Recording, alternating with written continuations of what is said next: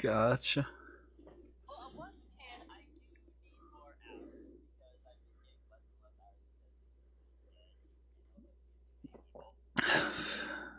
That's, Chappie has a point. Alright, so on the last season of. No, this is Yu Gi Oh! GX. Yu the Times.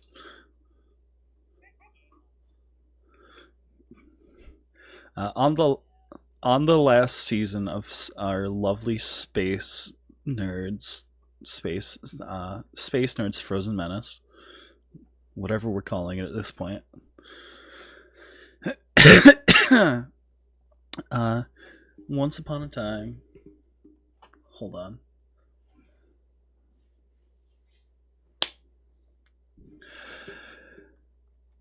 Y'all started by raiding out a scientist's base to as a job to try and capture him, take him in, the likes, and in the process released something called the Perfect Specimen. Afterwards, you guys brought him over to where he was needed, got your reward, got your money, all that fun stuff, and then took on a job from the boss of the casino, which took you down to an icy planet where you met Richter Maxim. After, of course, your trials and tribulations there. But Richter's the only important part, clearly. So, and you guys wound up fighting a whole bunch of fun stuff down there. Met Richter. Richter escaped. There was some sort of infection there that y'all still aren't really sure about anymore.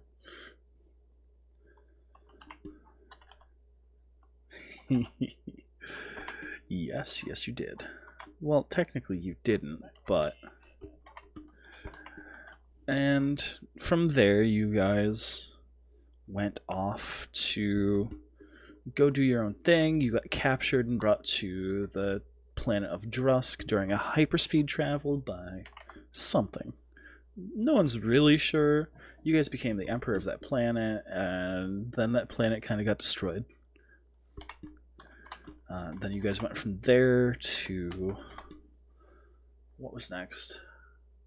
You guys went from there to.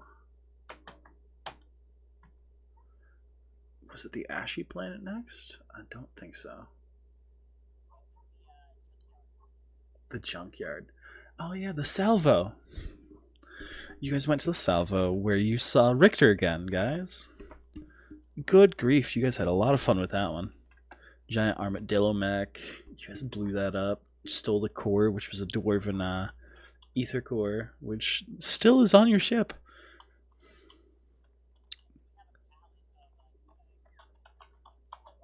Yeah. And then from there, you guys went off to the uptight planet of something or other. I can't remember the name off the top of my head. Doll, thank you. Of Doll, where you guys met your fun new warlock? Sorcerer. I'm trying here, guys. I'm trying, guys. Blue nose, I got a horrible headache like 10 minutes before you all joined. It came out of nowhere. Don't know why. Working on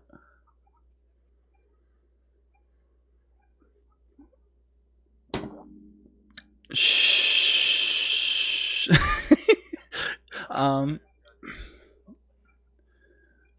And you guys met your lovely sorcerer friend there, and you lost track of Richter, but you made friends with someone who basically had a jabberwock.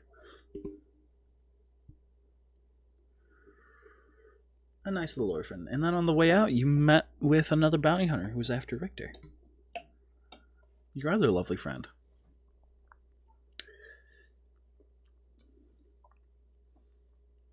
And then from there, you guys went to Blue's homeworld. Unless I'm mistaken, yeah, that was the next one. Blue's homeworld, where you met with the bounty board man who was previously assaulted. You rescued him. You saved a lot of Blue's people. You took down, in quotation marks, a hive ship with a great cost. And from there, you guys carried on to the lovely racetrack. You guys just needed a break from everything. You guys needed a moment to yourselves where nothing could possibly go wrong. Boy, did that not pan out. You guys met Richter there. You guys entered a race. And during that race, the entire planet of the frosty, horrible Uvetta was summoned, basically. And then you guys had to fight the primal being, the wonderful, perfect specimen, Jackson himself. And while you were doing that, the Imperials almost blew up both planets.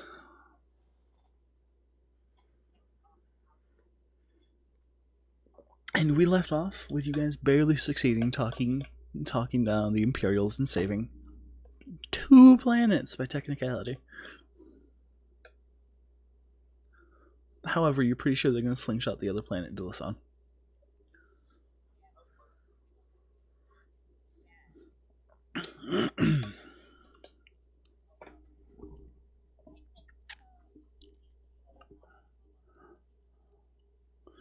You sent a pin.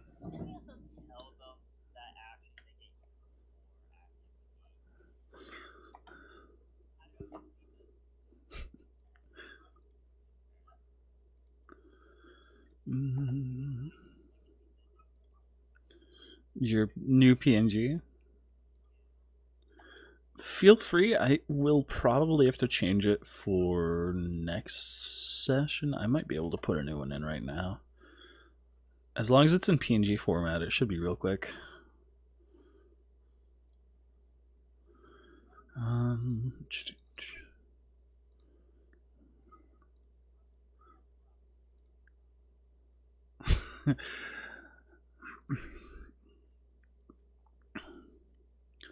So that's the recap of what happened last time, basically. It's the very short-handed recap. And before we go on, first and foremost, I'm gonna clear everyone's double-digit debts to the King of Fate. There will be no active twists. Because we're getting a whole twist overhaul, guys.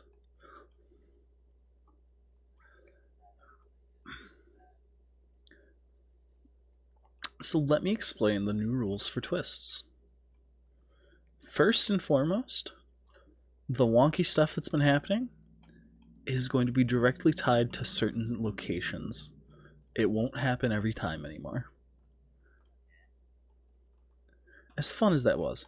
However, if I dredge you guys, I can still make it happen. Twists, from now on, you'll have to call out how many you want to use beforehand and how you want to use them, as there are now 2 options for how to use them.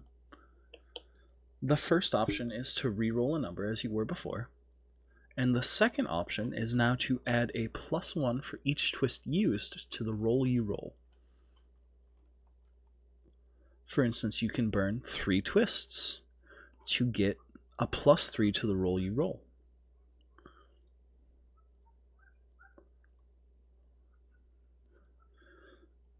For any d20 roll.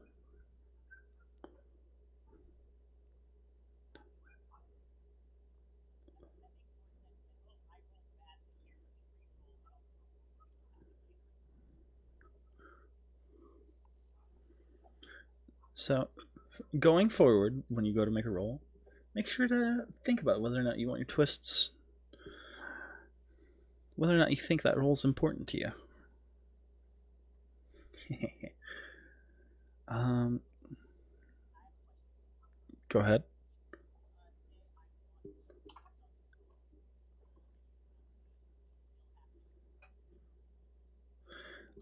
That depends on whether or not you chose to take it for an extra roll. Now, yes, you should. You still will have to roll again if you choose to use a twist and use it for a reroll. But that just means you have potentially a better option to choose from.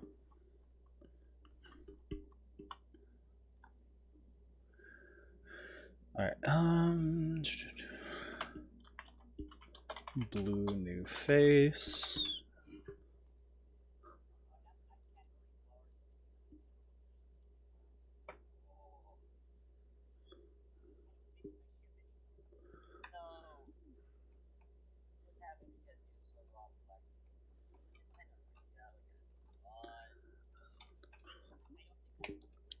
We're gonna address that in a few moments. Don't worry. Objects, components. We need our lovely, lovely figurine. Custom, pop that there. And now we slide this down. We go to desktop. We come down here to. I said desktop. Thank you. Blue new face. Hold on.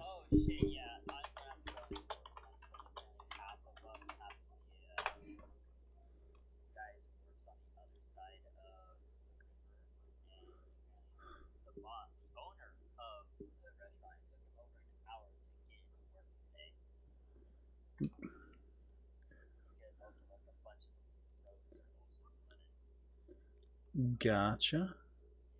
So when you 4:50 our time.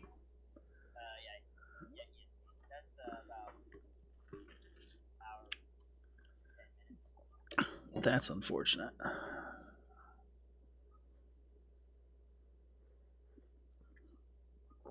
Well, we'll try and move things along at a decent pace. File, export as not a WebMP. Thank you very much. PNG.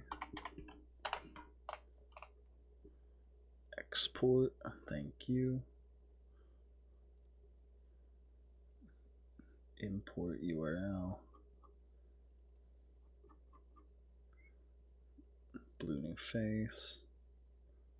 Well, nothing's going on. I have an announcement. I got an ocarina. Dope. Yeah, it looks like the ocarina of time religion stuff. I should honestly play that. What? Oh. Oh yeah, let me grab it out of the box real fast and get it out of the bag.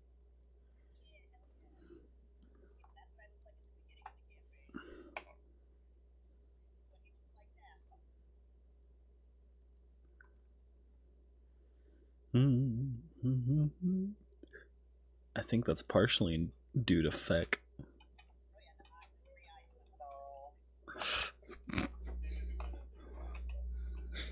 He Feck didn't do anything wrong yet. I like how that implies he has plans to screw with you.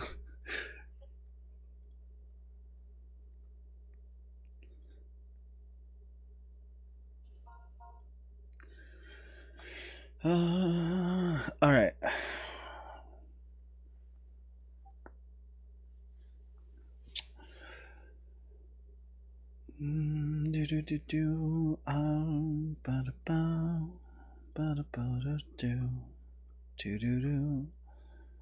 Slide this, open this. Make sure everything's ready.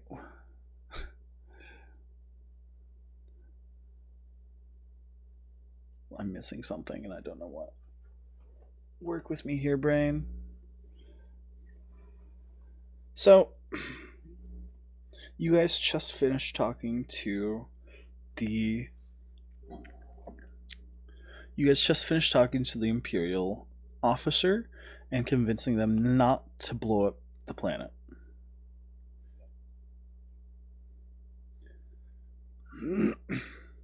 And at that point, you'd be able to sigh a breath of relief as you guys are more or less safe. So is everyone else on the planet.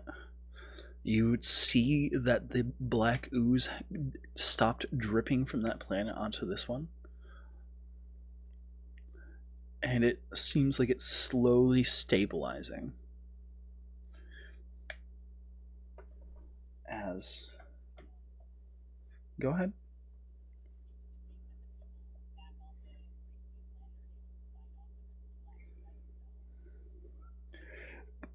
You would know that a lot of them are relatively well known criminals with bounties, and they'd be able to handle themselves if they're not caught off guard.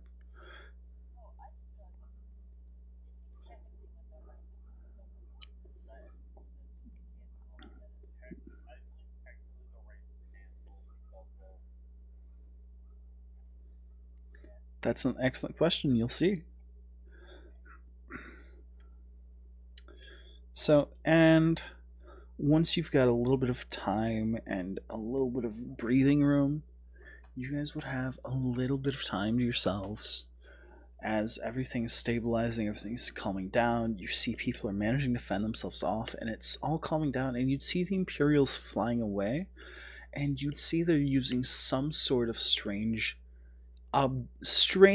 technology to pull the planet away from this planet.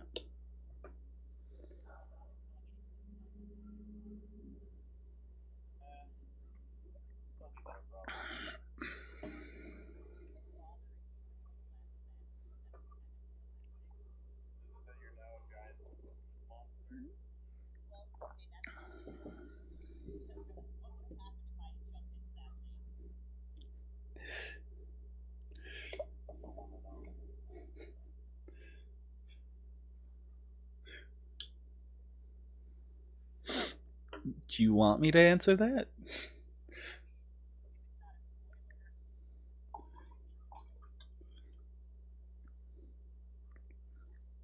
Let's just say you'll have other opportunities to find out.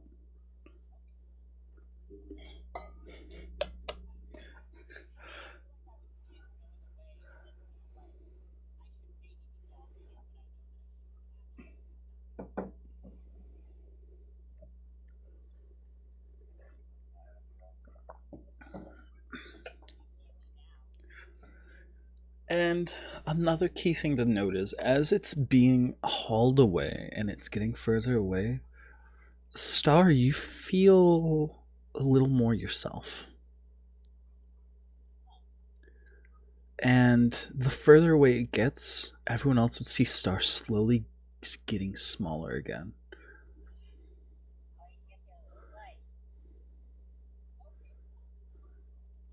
Until he's about smallish, mediumish size again.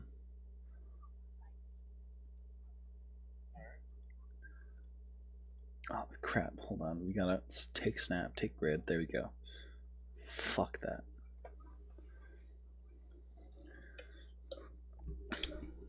And yeah, Star would look kind of like themselves now, except for a few things. And Star would, you definitely feel a presence in the back of your head a lot more than you normally do, seeing as how situations have come up.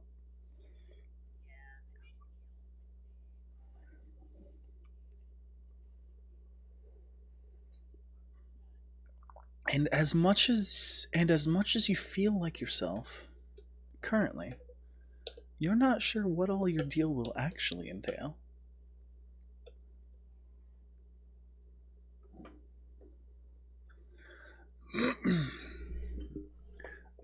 But at the moment, you feel completely yourself.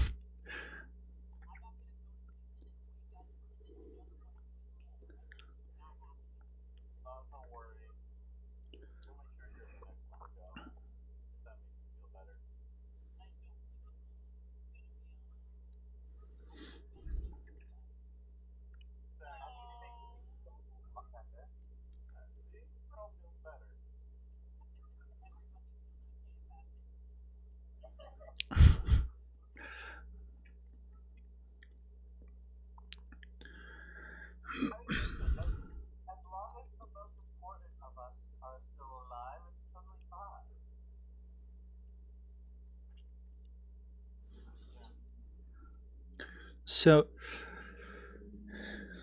first things first, after a couple of hours, and when everything's all calmed down and the Imperial fleet is completely gone, and it just seems like the town's gone back to normal on this planet, you guys would. You specifically, Vincent, would get a call.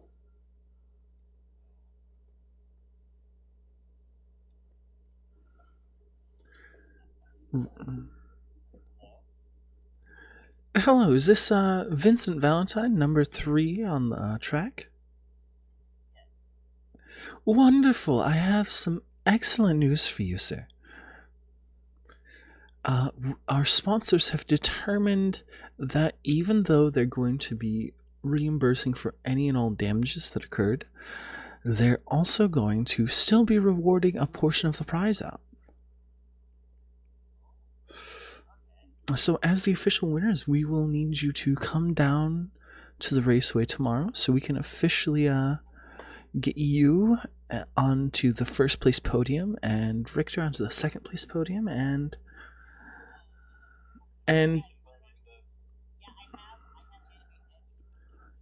Jack and Jack Nicholson onto the third podium.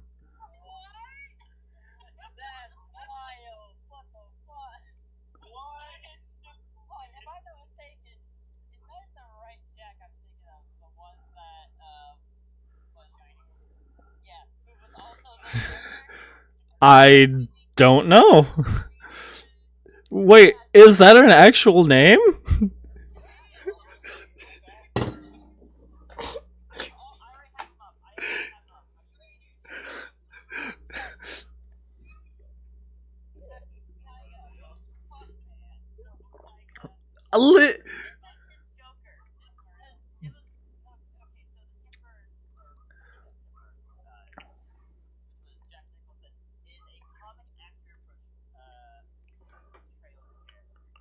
I didn't know anything about this person.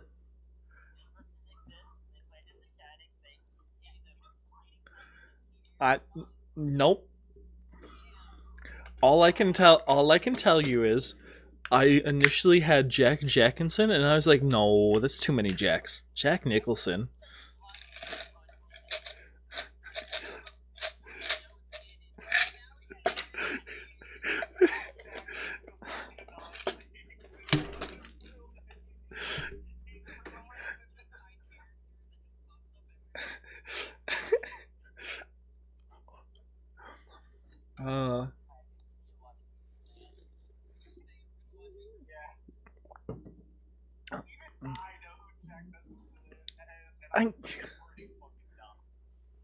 All right.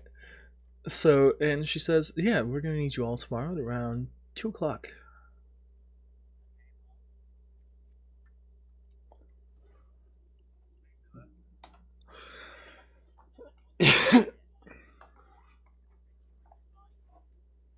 You guys brought Richter's body with you somewhere. I don't remember where.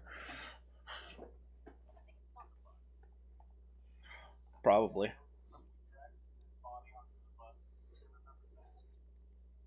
It probably would still be on the bus because you guys were in a rush. Yeah.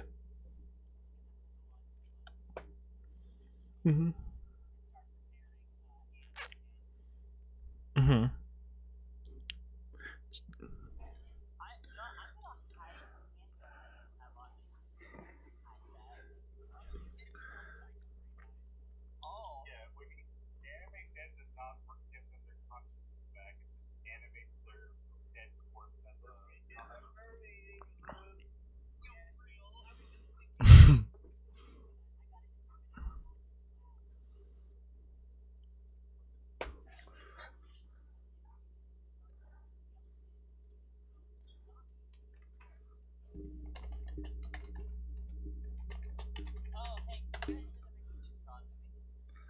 Nope.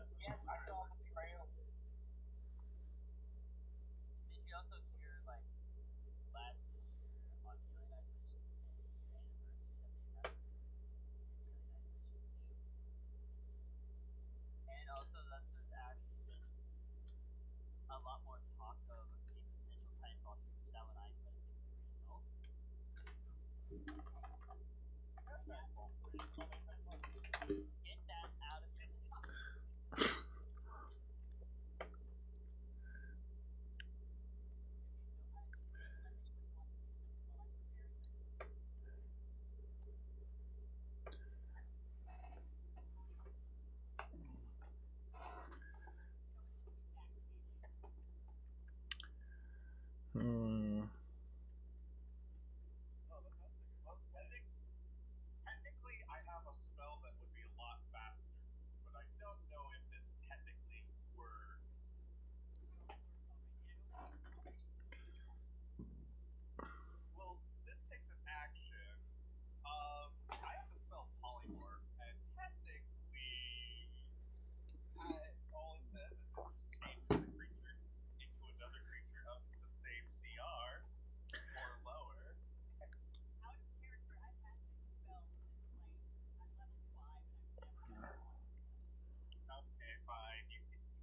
So polymorph limitations. Polymorph has to be cast on a living creature.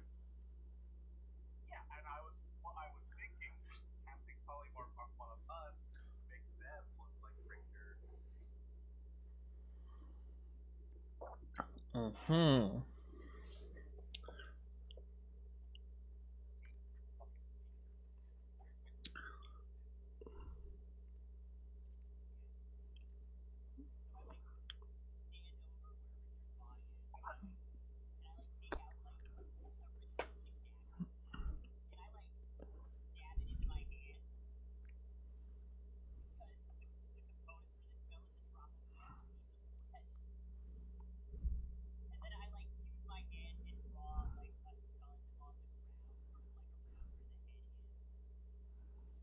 Hmm. Hmm. You see, is anyone watching?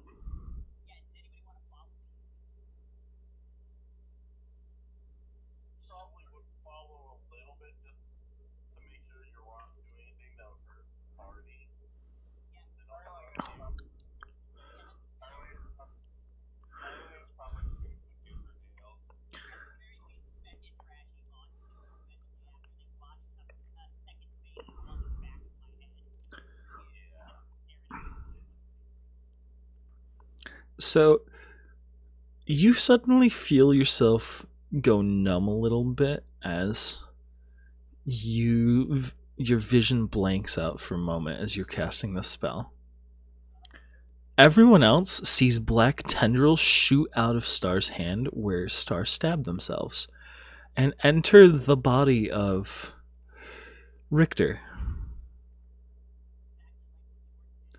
And Richter rises to his feet unnaturally.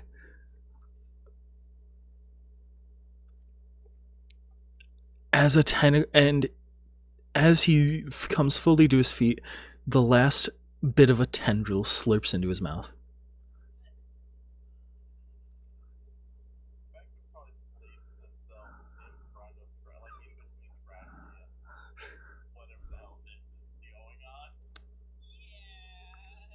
And then your vision comes back, Star.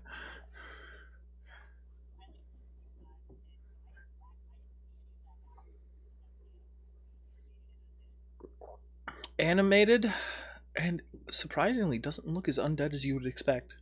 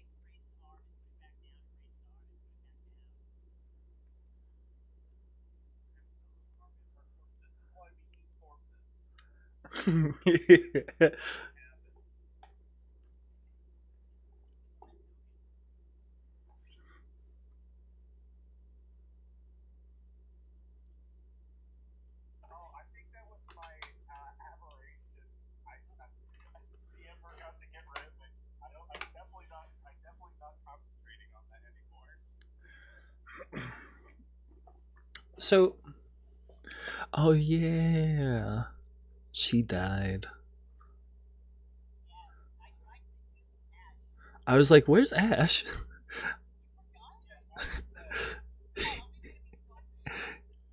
Oh,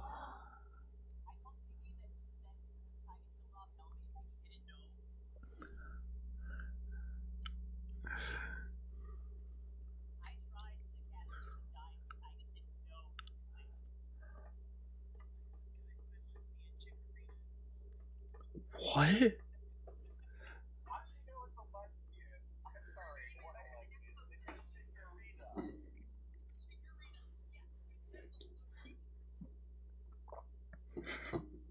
All right.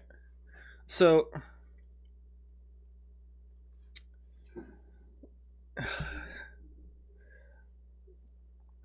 you've effectively risen Richter. They tie Richter up.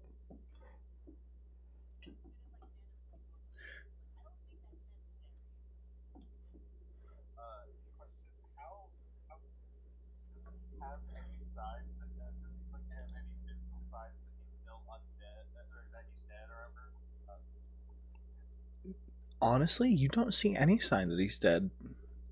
There's a few open wounds. He looks kind of injured, but not really dead like. And it comes as surprising, even for a cleric, even for a reanimation.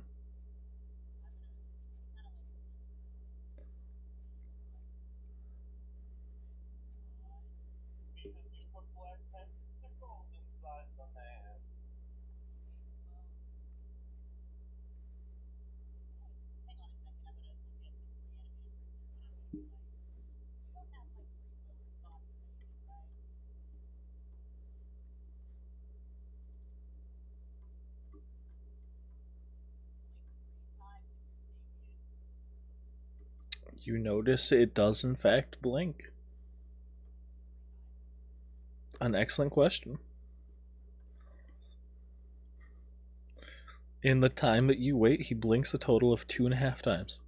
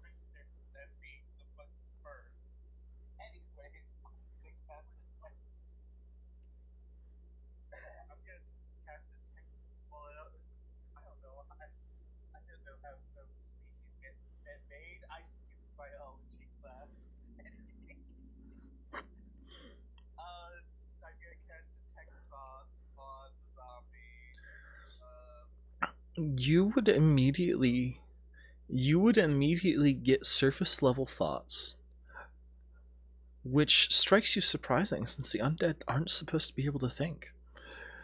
And the first thoughts you get are pain and distress.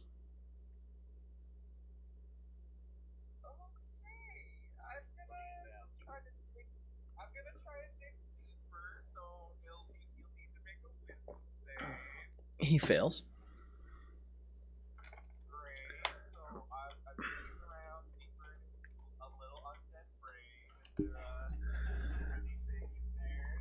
You you dig around and you feel like you're not the only thing digging around. as you get thoughts of what you guys recently experienced, how he died, how much pain it's in, all the things that are going it, and you get one specific thought that crosses through all the others. I want to feed.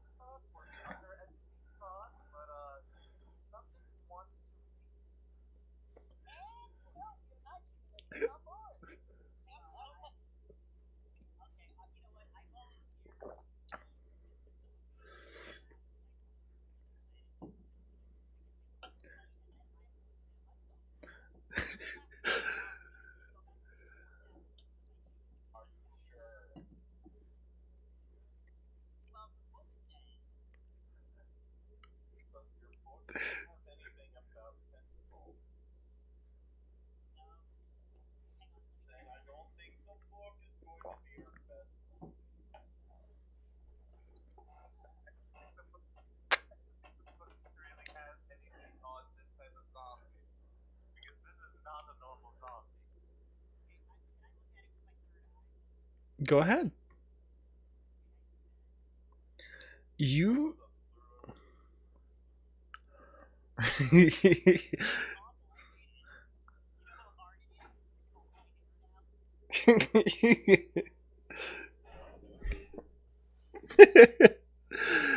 So you look at it through your third eye, and you you see almost a strand of darkness from yourself to it disappearing into what seems to be pure nothing.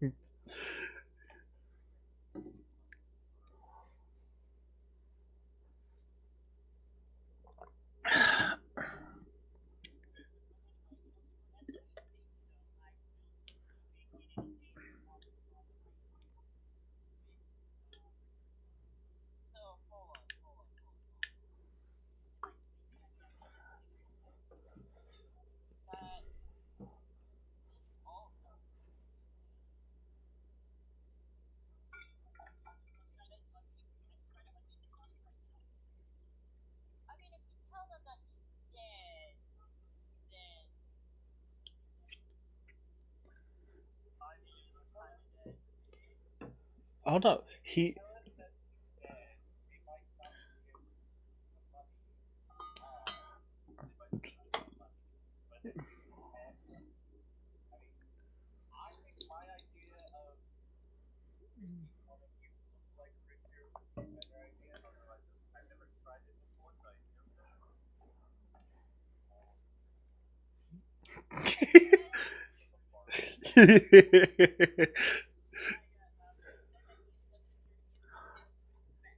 Correct.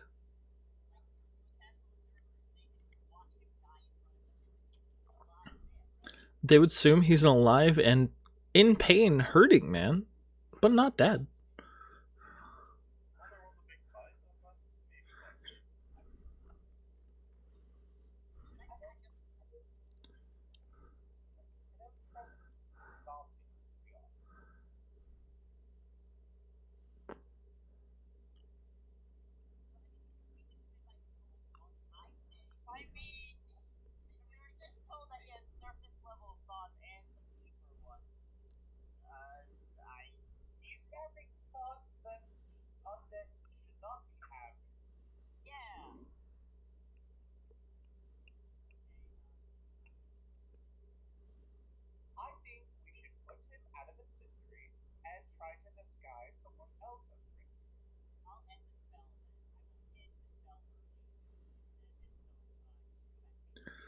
You break your concentration.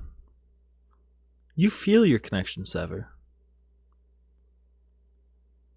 And you see it start to walk away. It's... You've broken concentration. You've already lost your connection.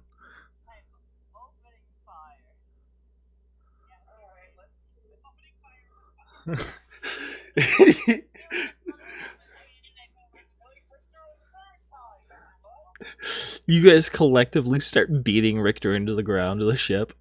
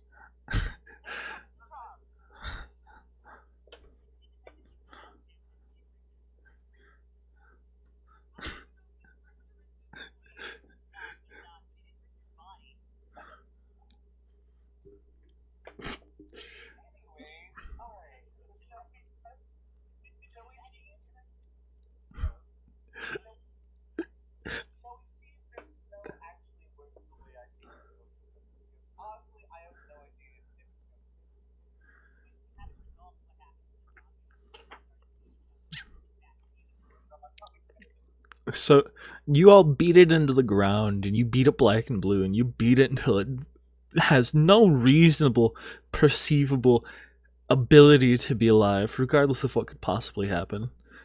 And it's smashed, broken, and you all stand back. Just wait and see if it gets back up, if everything's all right, and it seems all right. And just as everyone starts losing interest, who has what sort of passive perception?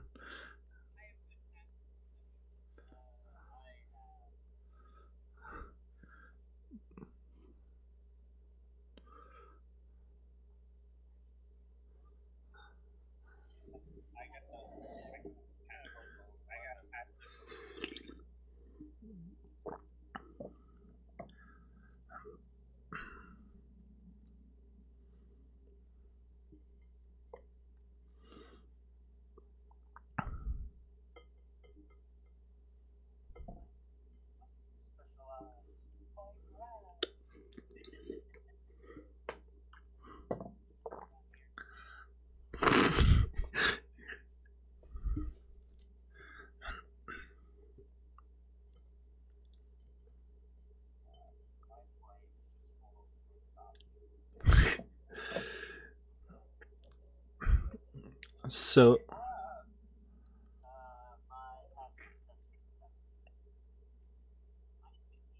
alright. See, y'all look on, and as y'all start losing interest, thinking he's definitely dead, Explorer, you notice it almost looks like it's starting to knit itself together very slowly.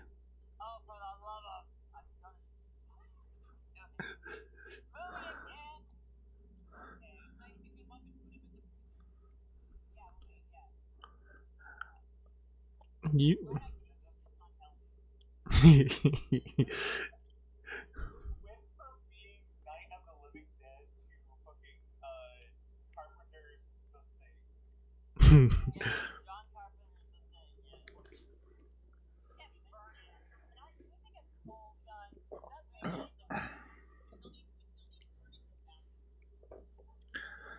So you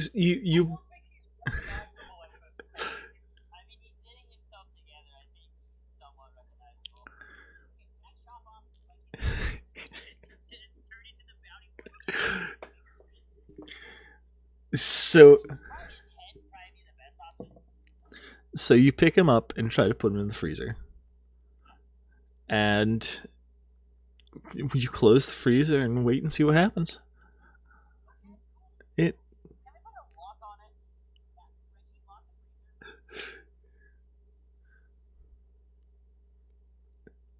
Are you certain?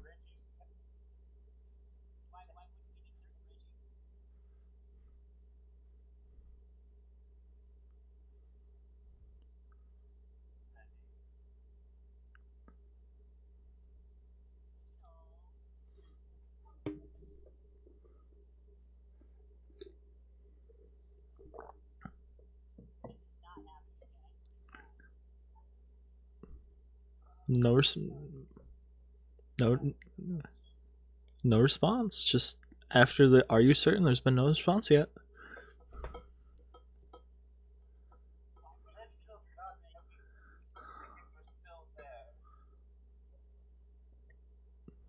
If you're certain, click.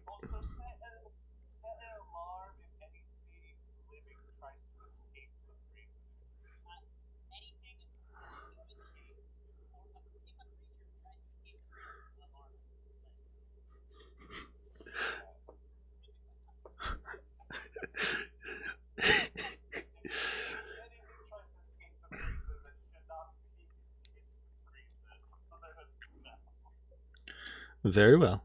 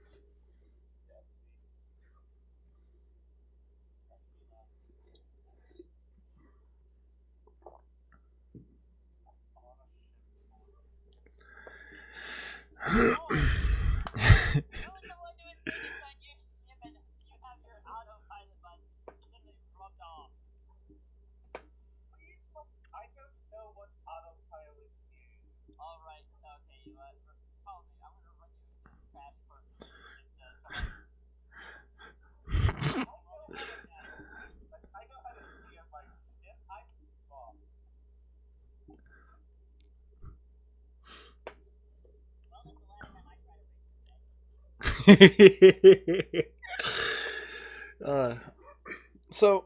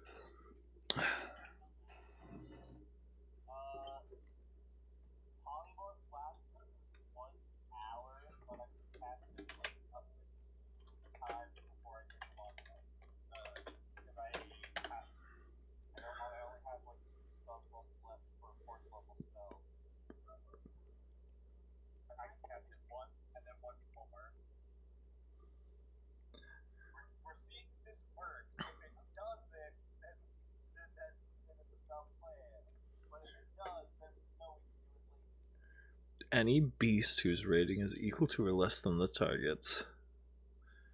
Oh, the target's level if it doesn't have a challenge rating.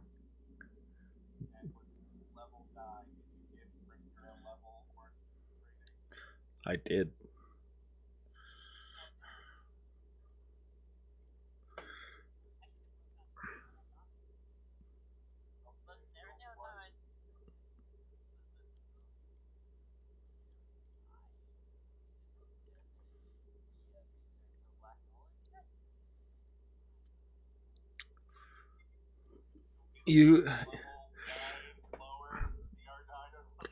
You find a pain in your temple as you try and polymorph Trashi into a Richter.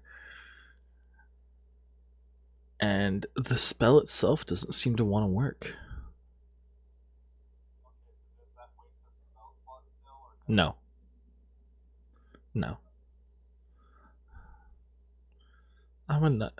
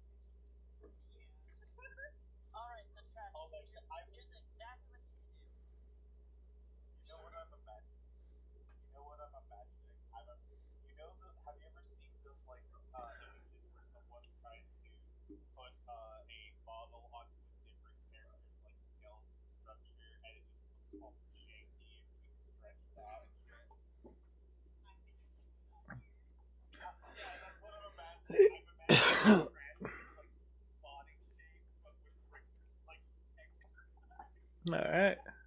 So so now that you guys have settled on that as your course of action, we'll carry on and we'll pass through the night uneventfully. Well, uneventfully is kind of a stretch. First and foremost, I need everyone to roll a d100.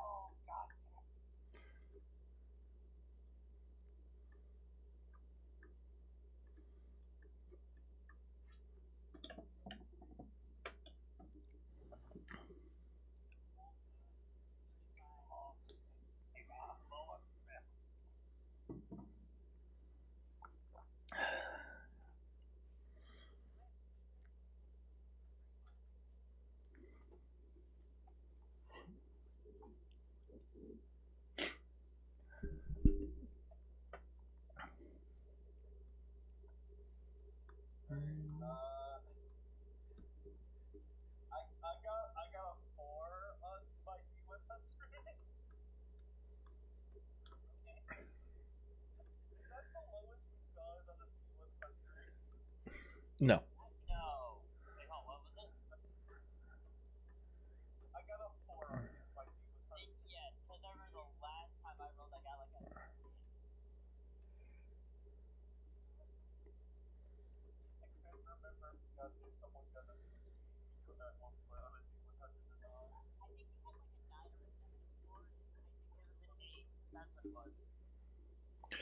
Alright.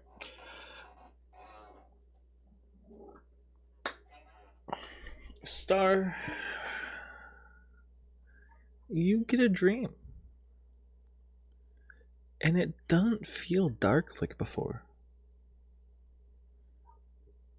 You get a sense as if some balance has been restored in the universe as you see a bright light in front of you shining down, and you see it shining down on you, but you look strange, you look dark, and as you see yourself turn to you and smile a grim and brutal smile as the ray of light seems to shatter around you. And you wake up in a cold sweat.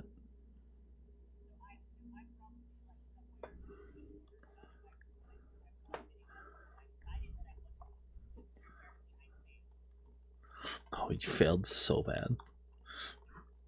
It was a long day. It was exhausting. Everyone almost died. You weren't staying awake.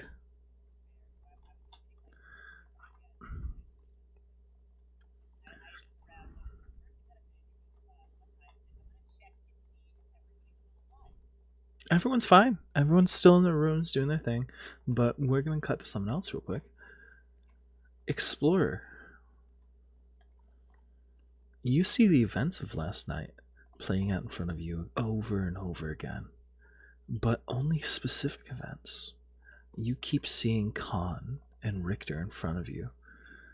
And you keep thinking to yourself, as you watch it happen, what would have happened if maybe Khan could have been saved? Or what if we could have had Richter take Khan's place? Or what could have been? Just what could have been? And every time it gets a little more distorted until eventually at the end, Khan's looking at you and blaming you.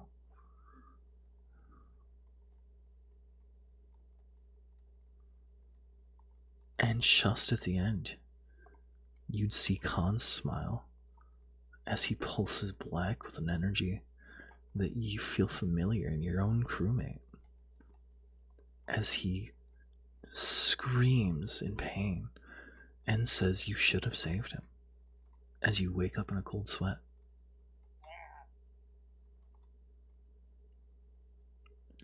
And as you wake up, you feel a nice warmth on your hip. The warmth of a revolver that you didn't think would be warm. And it's almost comforting.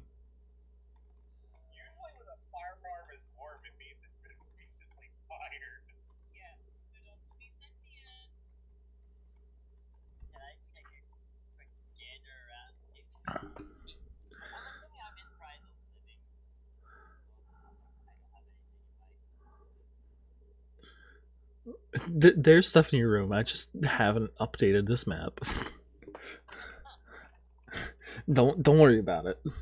This map needs to be updated at some point, and I will put the effort in. I just gotta remember.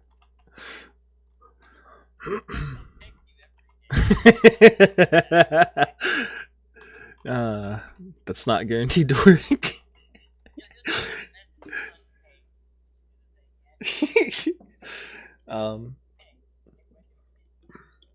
And as you look around, you don't see any marks or bullet holes or anything, but you do, as you look at Richter's revolver, you see it's almost glowing in the dark.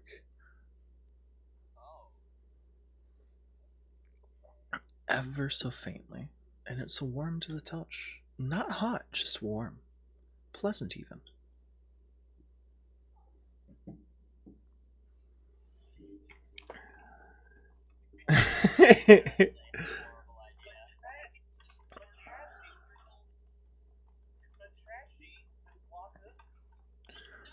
And the glussy.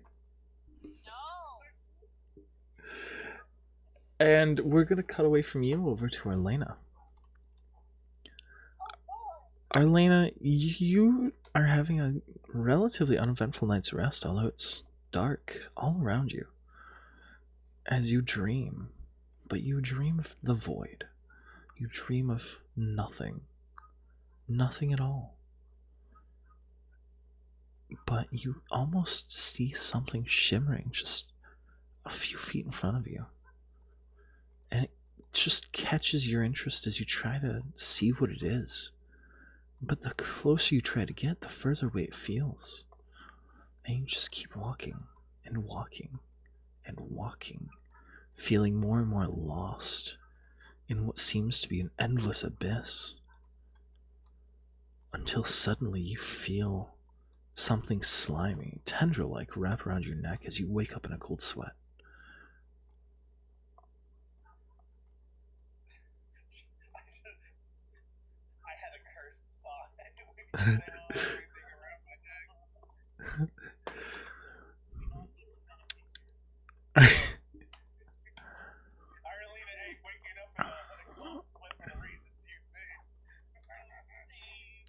And we cut over to Feck, who is struggling in his dream as a line cook at McDonald's.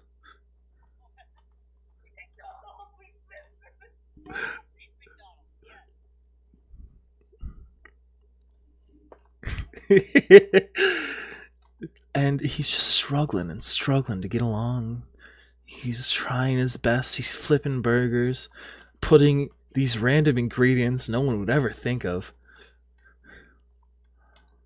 And every time he finishes something, it's consumed by some sort of black mass that seems to pull it into the ceiling.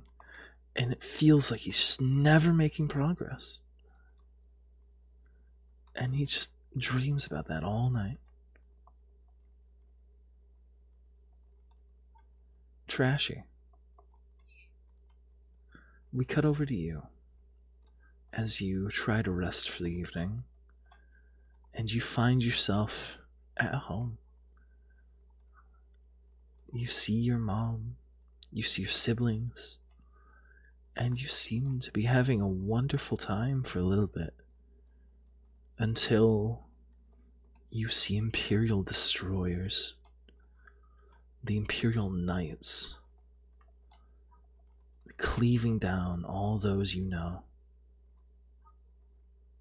eradicating your very own kind in front of you. And every time you feel like you can do something about it, you reach out, you try to help, you try to save them, to no avail. You launch attacks one after another, but for some reason you just can't seem to hit. And you would wake up in a cold sweat.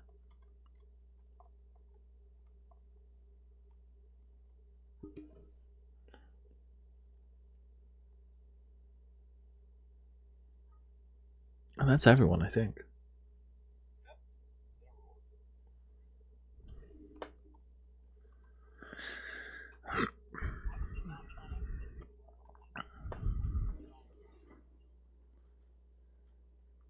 You would find everyone alive, everyone fine. If not a little shaken up and maybe sweaty.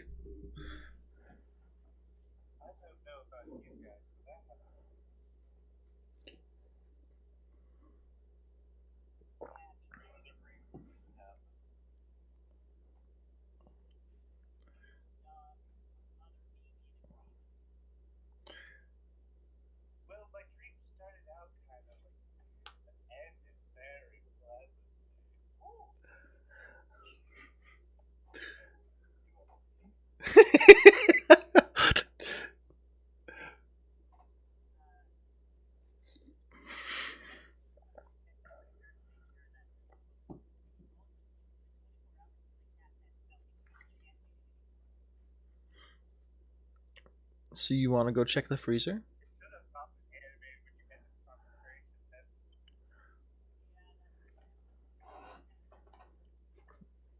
So you're gonna go check the freezer.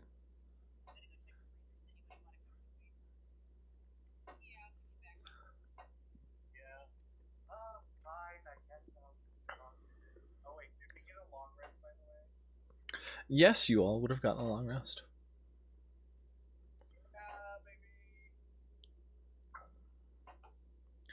So it's morning. You all go and take a look at the freezer. It's still locked. It's a good question. Are you gonna unlock?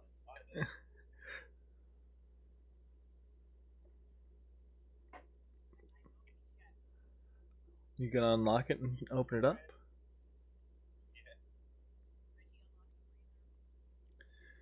You hear click.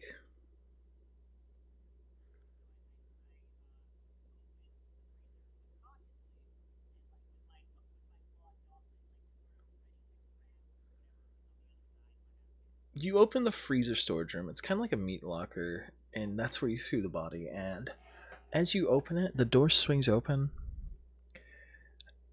but it catches about 2 or 3 inches open.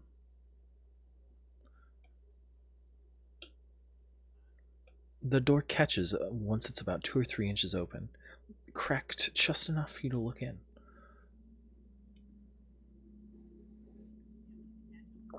As you peek inside, you see these webby black tendrils stretching all through the freezer, and you see no sign of any life inside. It almost looks like a jet black web.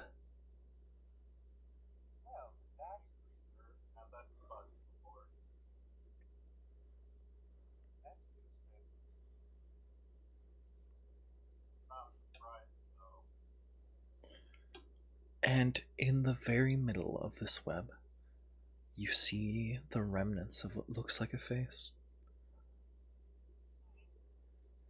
Mm-hmm.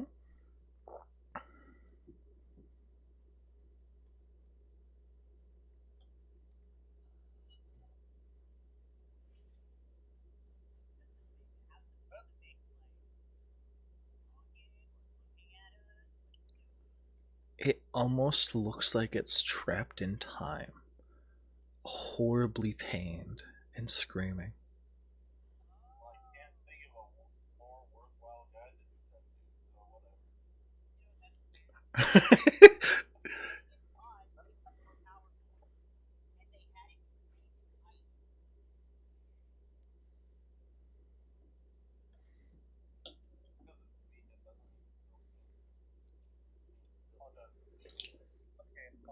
It's just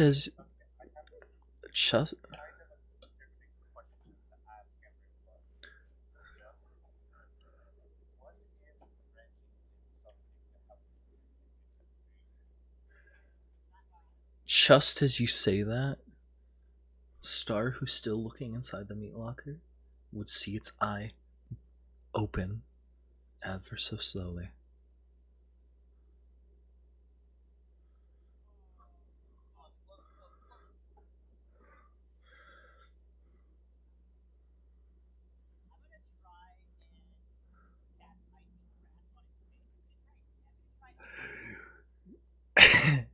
So you're going to try and slip into the icy meat locker and reach for the face in the middle of it with icy grasp.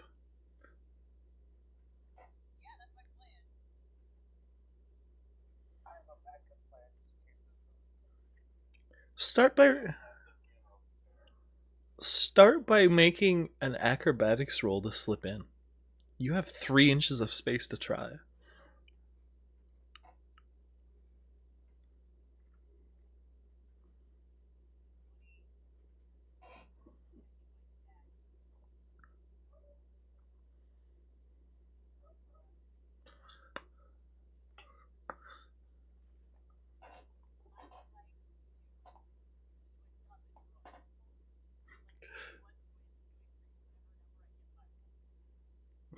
Okay.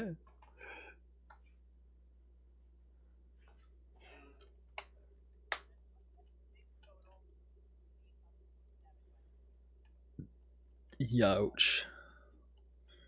You find yourself unable to slip between the crack to get into the freezer.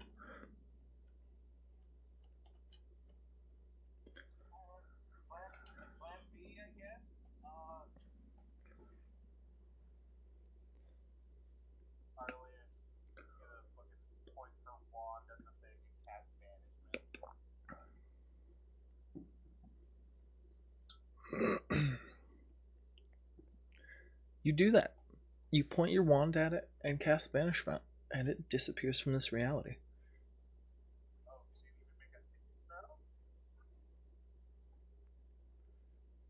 You have no idea what realm you sent it to, if any.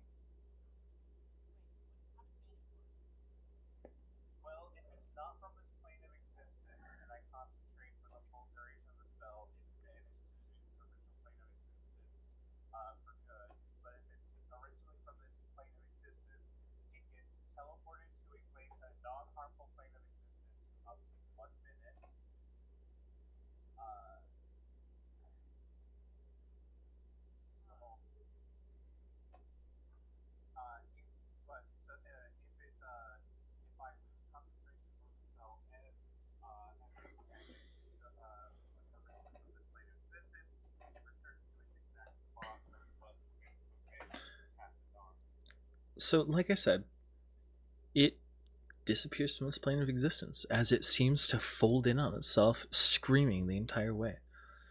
Almost like a port key from Harry Potter.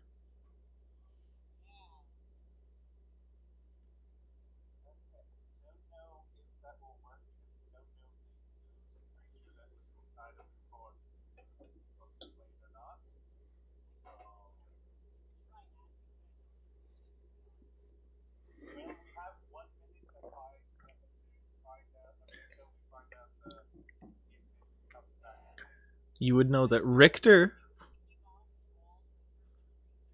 You would know that Richter was from this plane of existence.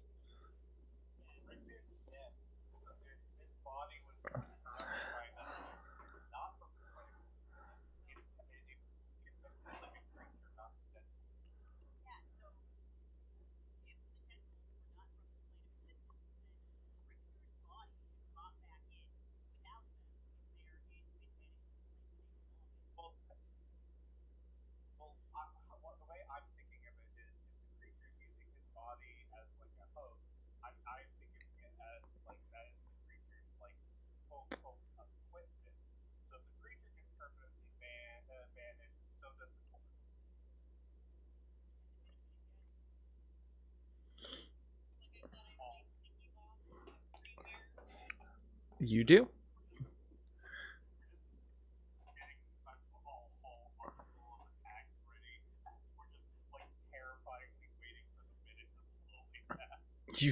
You get ready to blow this freezer sky high.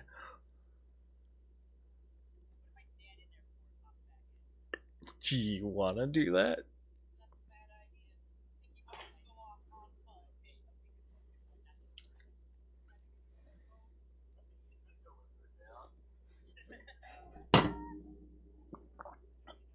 I was taking a sip.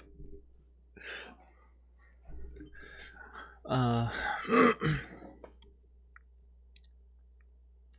so you prepare and everyone gets ready, and you would see that it does in fact reappear. And you see Richter's deformed body. No signs of whatever this being was that was placed into it.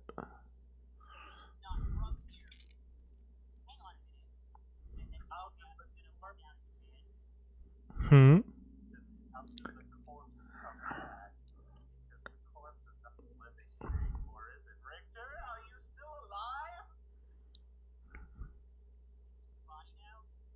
And as Richter's body hits the freezer, everything starts exploding.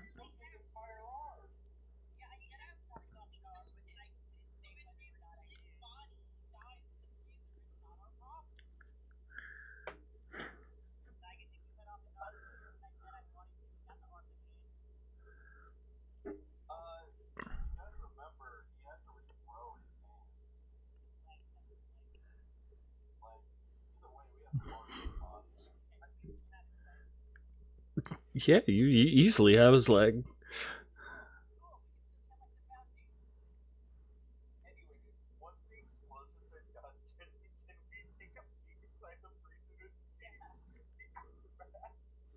You take a look inside the freezer and see an absolute bloody mess painting the walls. And it's still dripping from the ceiling.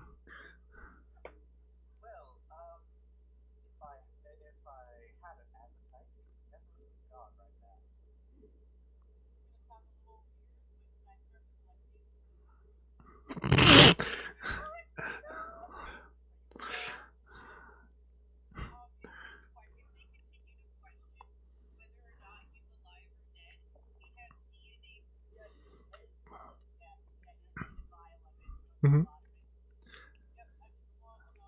And just as you're getting ready to collect some of his stuff, you once again, Vincent, you receive a phone call.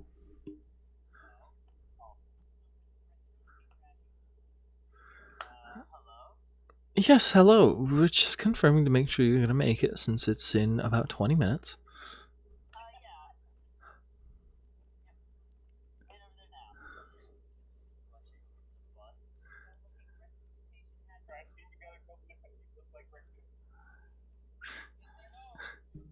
See,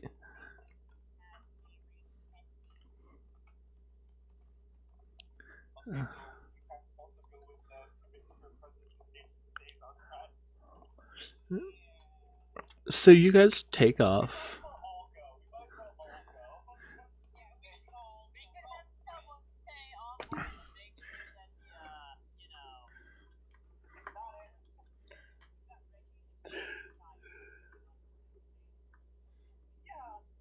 And Barney.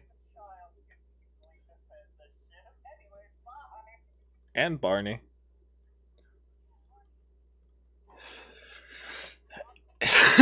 All right. So you guys take off and you guys go down to the racetrack and you guys get ready for the ceremony. And as you guys are getting ready, you see someone you didn't expect. Toting along in a cowboy hat with an empty holster.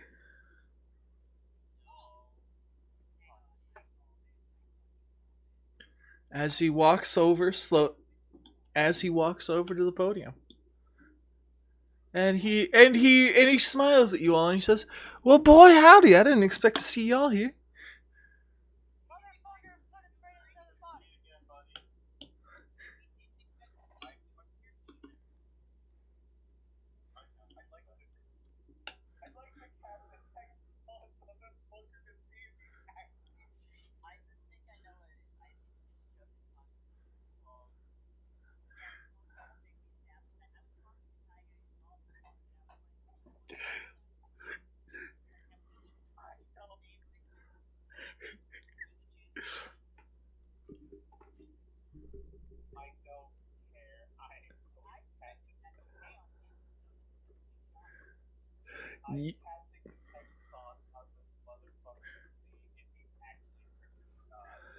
You you cast detect thoughts and you find his surface thoughts are, "Boy, howdy! I don't remember these guys being here. I thought they were still on the icy planet. And who are these new people that they got along with them? Hmm.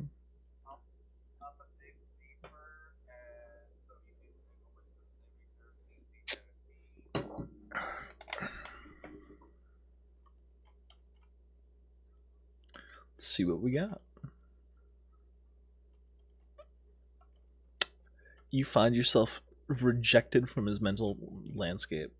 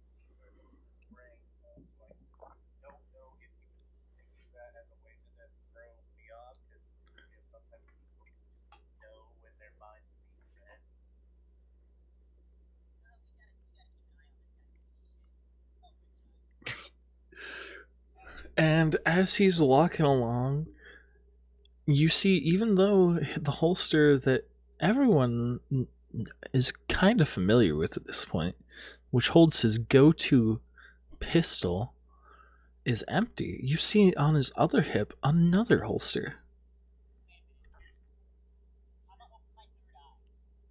Mm-hmm. You 100% see Richter.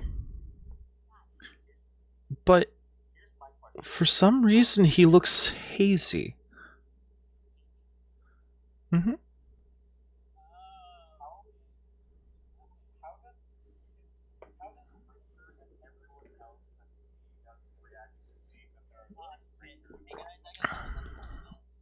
No worries, you good. Stay safe. Don't do nothing crazy.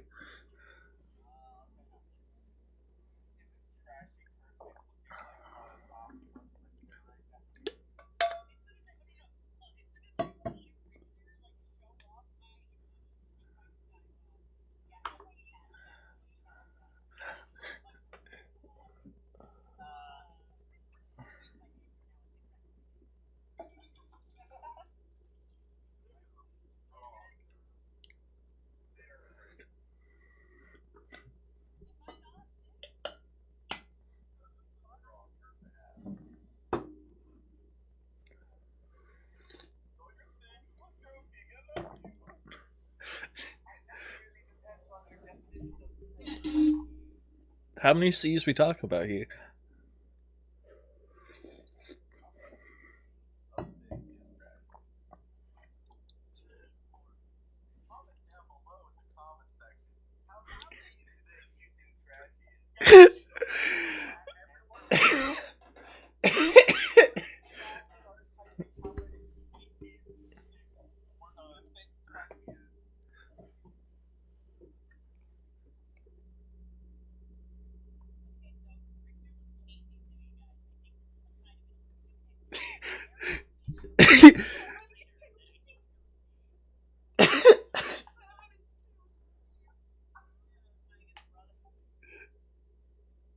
Crazy.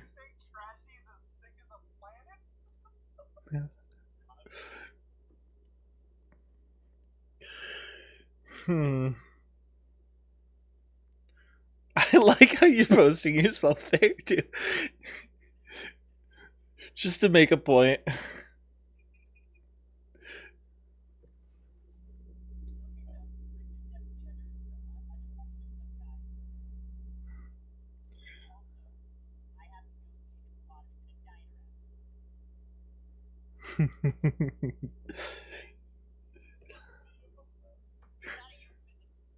No, but definitely as dense as one. What the fuck?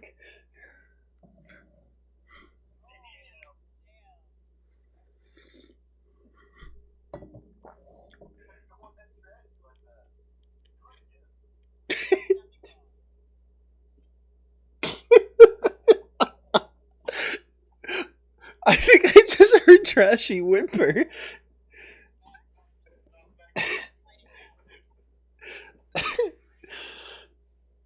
Oh god.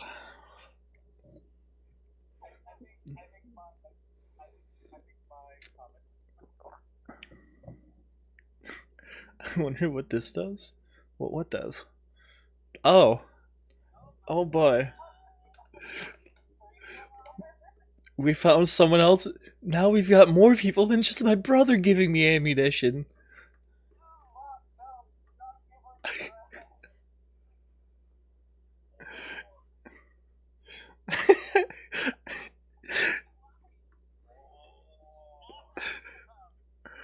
uh.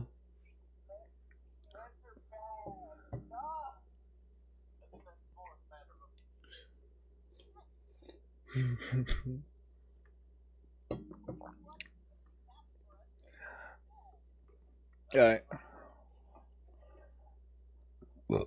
Pardon. Bad chat. Bad chat. Bad chat. You know what you did. You see red my neck like that's so fair. Give a twist to the players. Alright. The war has begun again. And this time it wasn't the little brother.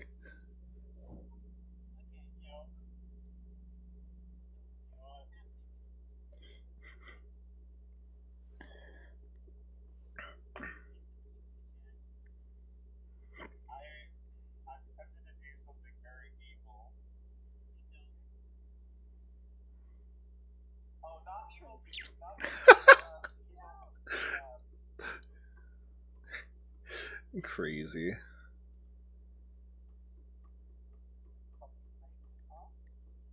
Alright.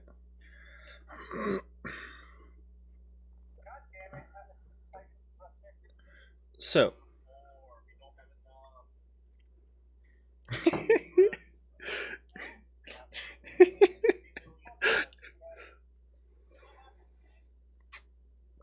So you guys get on stage and you guys get your awards, and it's not as much as was originally listed, but you guys are given a solid 300 gold for winning.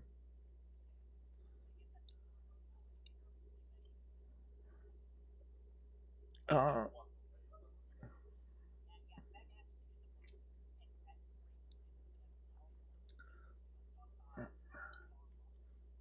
you guys can tap it onto the ship funds for the time being. Uh, anyone know? Anyone remember what the ship funds are at? By the way, ASMR. Not again. Okay.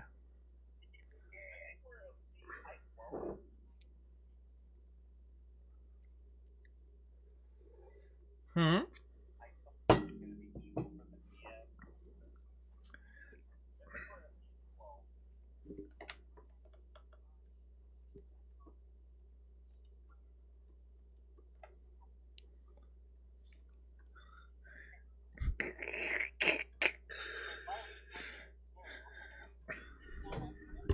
No.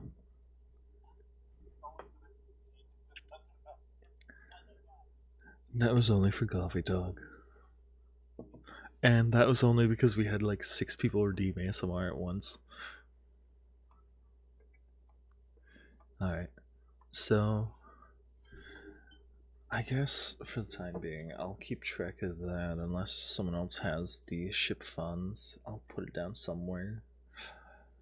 Let's see. Sticky notes.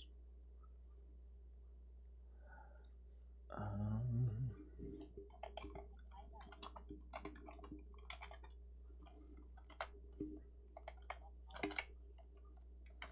300, and I think you guys had another 20 from before, so 320 at the moment, which is fine.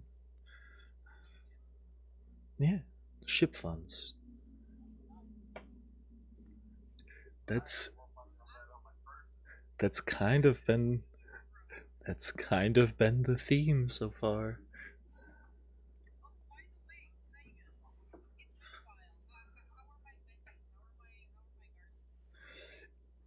In game, it hasn't been that long. It's only been a few days. Mm-hmm. I know. It is a little wild. But we are. Let's see. After the award ceremony happens, you guys come back to ship, I assume. Yeah, so you guys are you guys going back to the ship?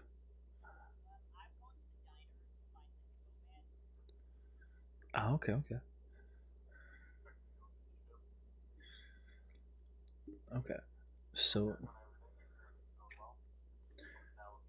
we'll we'll quickly cover Star. We won't swap maps though. Are other people talking? Yeah, other people are talking. Wait.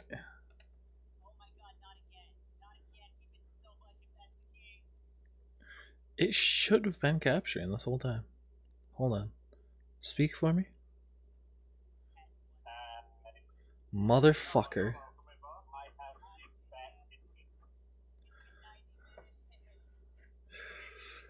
It's okay.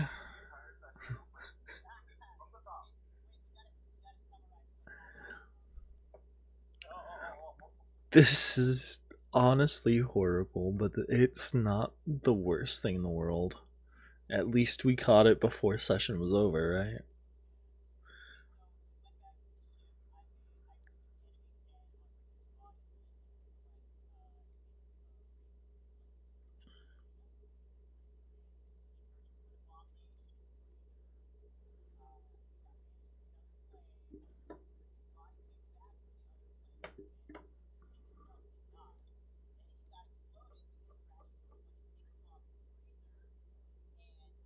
To go collect the winnings money from the race. Also, we all had nightmares. You heard what the nightmares were, and that's about it. Alright, you guys. And I was here too. Yeah. Now that the recap is over, you guys are being captured again. What? Yippee! You weren't being captured when I was recapping it? No. I started capturing halfway through your through the recap. That's right, Aimsley. You were here the whole time. You didn't say anything about it. That's hilarious. Yeah, were you not listening? I didn't. So I had my no. So I had my audio turned off on my phone so that it wouldn't overlap on the when we were talking. Absolutely. There's an echo right now. Oh, that's fine. Man, sometimes we just have those days. Scuff exists. It's okay. It's okay. Stuff happens. All right. So, Oh, Star. Okay, the echo was because I was watching Trashy's stream just to see what she was drawing. Oh, hold on, I can fix the echo. Give me a second. There you no, go. it's I got rid fine. of the I echo. wanted to. I wanted to see what you're drawing before I switch back to the D&D map, but yeah. She's probably drawing thick, trashy despite us. Yes. The No, No, she's I'm drawing not. Pokemon. I'm being good. I could have started drawing porn, but I figured that Tyga wouldn't want that in his Discord, so I'm drawing Pokemon. It's in That's Discord. basically the same thing. It's in No, it's Discord. not. I can't What? see it. You're fine. That Chikorita's wearing a choker. All right. Anyway, It's basically porn. So, Alright. Star, you go over to the diner and you do in fact find the large hippo man sitting at a table. so I open my third eye and I like sit down across from him, You do so. and I'm like, "So crazy day yesterday, huh?" He says, "Oh, it all went exactly as I was expecting. You were expecting that? All of it." And for the record, with my third eye open, he does not appear to be a hippo anymore, but does in fact appear to be some kind of devil, right? Correct.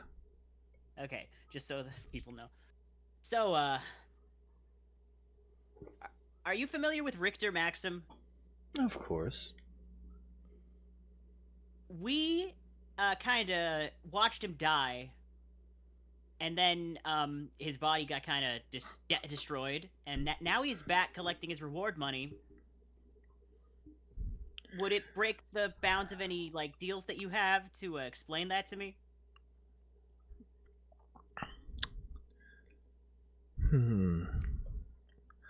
I don't think I can tell you. That makes sense. That's not information that comes free of charge. Okay. Blink twice if he has clothes. What would it cost me? Hi, Bengen. Hi, Penguin. More than you're willing to part with. So, my soul is what you're saying? Because, I mean... But let's bargain this out. I mean... Wait, who's there with Tyga? Or no, sorry, not with Tyga. With Chaos. Chaos You is remember that alone. devil that was in the diner that I talked to briefly? He Yeah, appears to be a I was hippo. just asking if you went by yourself. Nobody else said they were going with me. Yeah. I kind of was zoned out when we were discussing who was going where. Like, So I have no idea where Arlena is, to be honest, because I how do I didn't know? choose. Oh, fair. How do I know what I'm willing to part with if you don't tell me what you're after?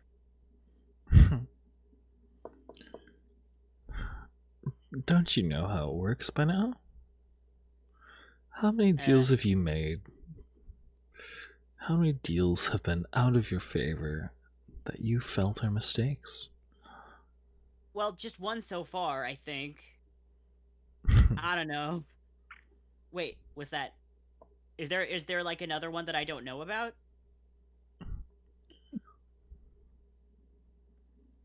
I would know if I had previously made a deal, right? Because there's only the deal between me and the entity that's currently living in me. If I don't know. If your connection to a god is not a deal, then what is? Well, that's fair, but I thought that was more of a pact. Or like, just a devotion, I guess. What is a pact but a deal with more fleshed out terms? Fair.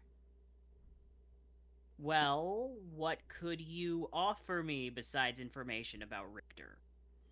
All you asked for was information about Richter.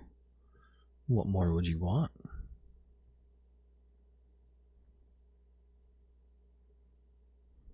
Are you more or less powerful than the one who must be made whole?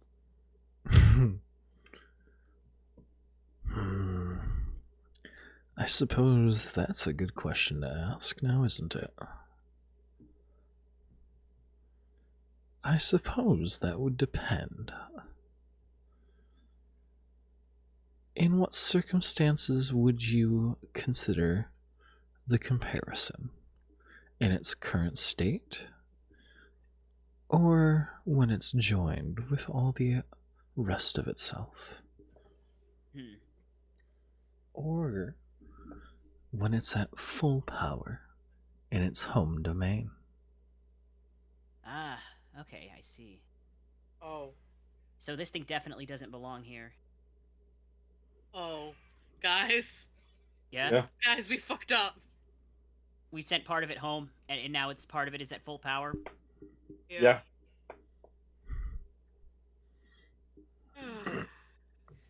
I Well- don't say this shit out loud, of course. Yeah, of course not. That would be metagaming. But so back to the table. Well, could you, theoretically, give me the ability to control this thing 100%? Oh, that would be far too easy, especially in its current form. I mean, not just in its current form, but could you give me the ability to completely control this thing, like to take it over if I had to, in its truest, most powerful form? In its truest and most powerful form?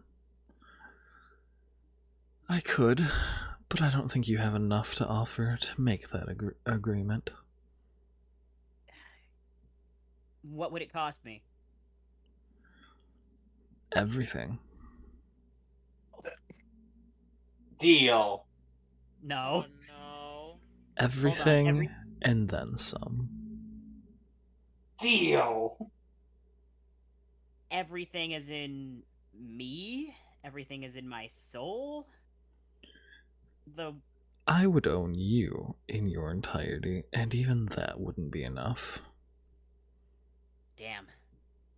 I wonder if that's what happened to Richter, why there's so many of him. Maybe. Just I don't never think I have actually any- allowed to die. I don't think I have anything more to offer. Then it seems you won't be getting what you want. Yeah. Though, for future reference, in case I ever do have more to offer, where can I find you besides here? You can find me everywhere. All you have to do is call my name. What's your name?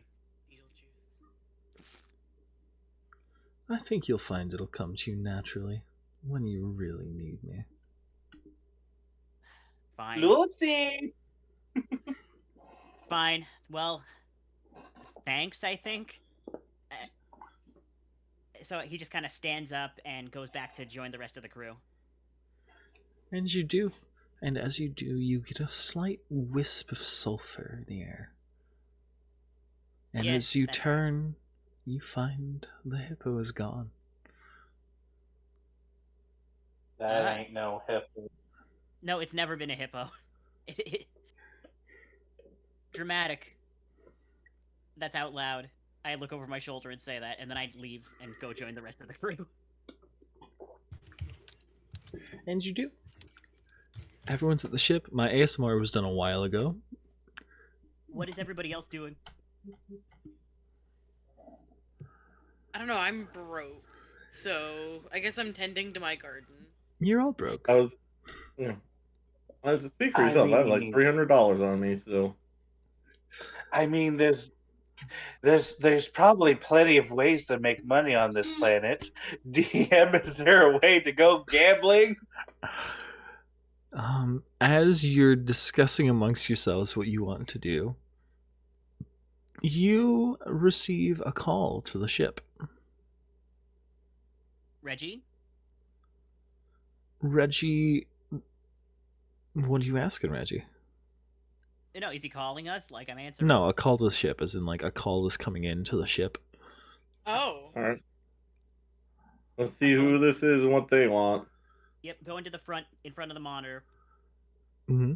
You guys go up to the monitor, and you see it's a call coming in from what seems to be a Imperial officer.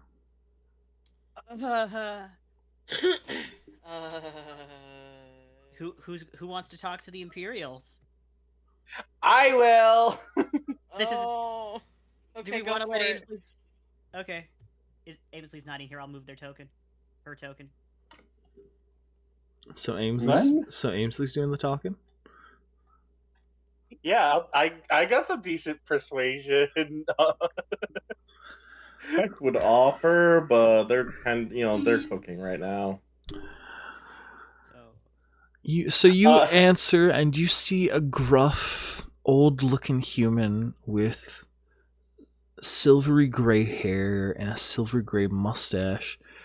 You know the old man from Cloudy with a Chance of Meatballs with the big bushy mustache? Oh yeah. before Arlena says It's been- anything, I'm gonna Oh, cast yeah. guidance. The target can roll a d4 and add the number rolled to one ability check of their choice. And and you see basically him, but with a silvery gray mustache, a little bit of hair, not quite balding, but like widow's peak. Shaved, so it's really, really short. And he has a loosely fitting hat, army general cap that's barely on his head. It looks like it's there just for show at this point, like he doesn't really care. And he says, "Good evening. Are you the proud souls of the whatchamacallit, since we still don't have a name for the ship? Mama. And we named it Mama. Are you the proud souls of the Mama?" You're up, Arlie. I would assume yes. I don't think they told me the name of the ship. So, it is within my jurisdiction to state and award you with the planetary galvanization award. And you would be anyone who would know this, which would most likely be Arlena, to be perfectly frank. It's basically the Nobel Peace Prize on a planetary scale or galactic scale. Oh fuck yeah. And for your distinguished services and the help that you provided in resolving what could have been a galactic devastation event, we wish to have you present at the council.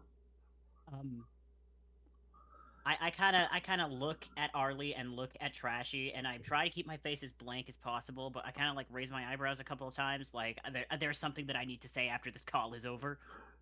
And furthermore, we've chosen to waive your current criminal records, if any, in order to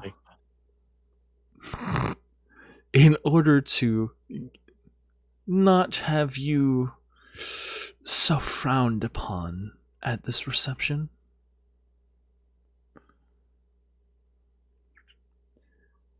It will be held very soon, as soon as you arrive. And you're going to be sending us the coordinations of where we need to go? Oh, I don't think we need to. It's at the headquarters of the entire Imperial Army. Everyone knows where that is. After all, how could you not? At this point, we dominate over 60% of the galaxy.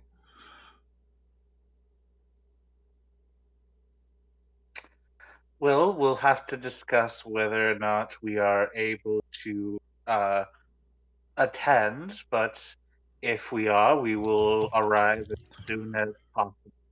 He sighs and says, "I should mention there's a sizable reward." We'll be there. Sizable reward, you. I thought you were in the kitchen, Chappi. Oh, It dude, just comes out, damn. we'll be there. Sizable reward. We need to buy a new freezer after all. We need that money.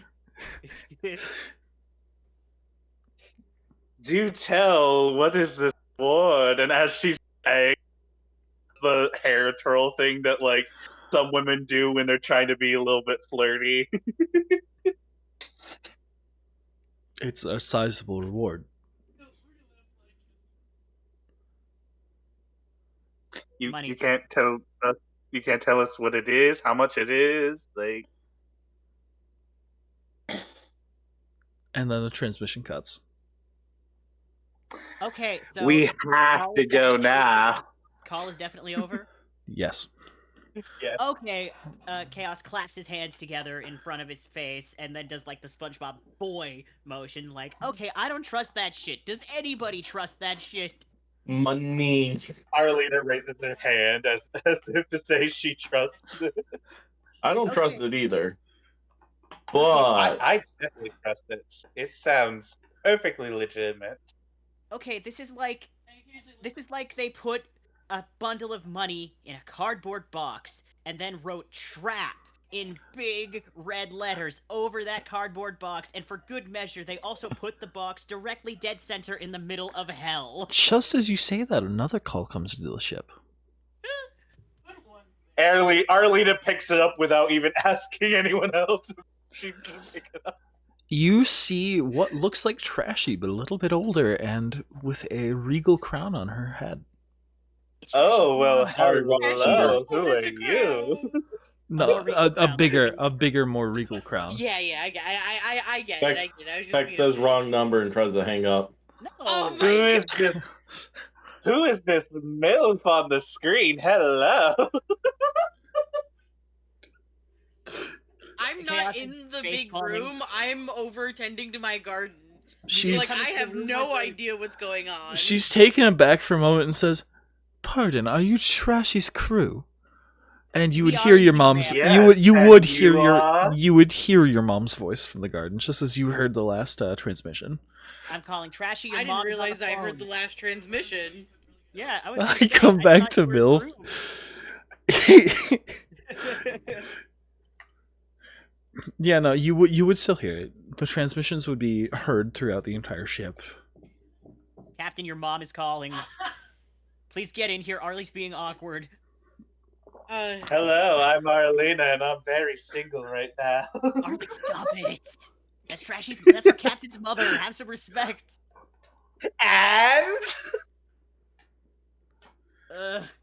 I'm just face What do you need with our what's up? How's it going? What brings you? Once Trashy's mom is no longer taken aback, she says, "My apologies. I did in fact call the wrong number. This was supposed to be called a Trashy, no, not Trashy's the whole here. ship. Trashy's here. But- Just, yeah, oh. It's not secretive or anything, so it would be fine if her crew members were to hear it. Is Trashy here?" Yes, He's around. Trashy, your mother's calling. Just as that happens, I like round the corner. Hi, hey, mom. What's up? Oh, well, that's not true. A whole lot, actually. You would recall that I told you before that we are now under Imperium jurisdiction. I have wonderful news. Yeah. The Imperium is actually doing the job they said they'd do. And there's been a significant reduction in the larger life forms, and we are seeing a great boom because of it. However, we also have an issue with we are now being taxed exorbitant amounts, and we don't know what this thing they're asking for is. What are they asking for? And she describes what you would know to be the purple fuel crystals. Oh. Just like Drusk.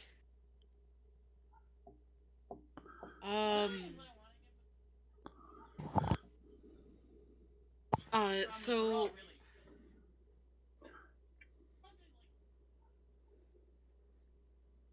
sorry.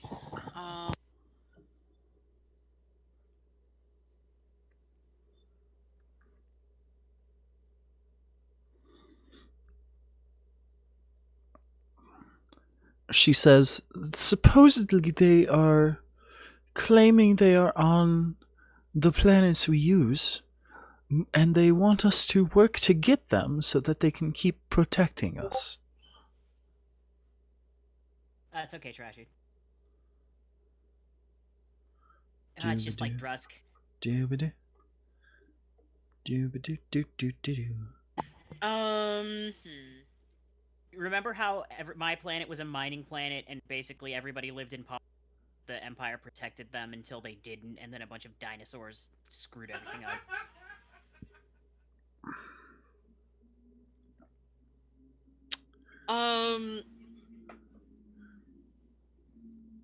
Can I wiggle my antennae in Morse code and say I still think this is a bad idea? You certainly could. Yeah. Just insert bug speech here. And you do. I think low.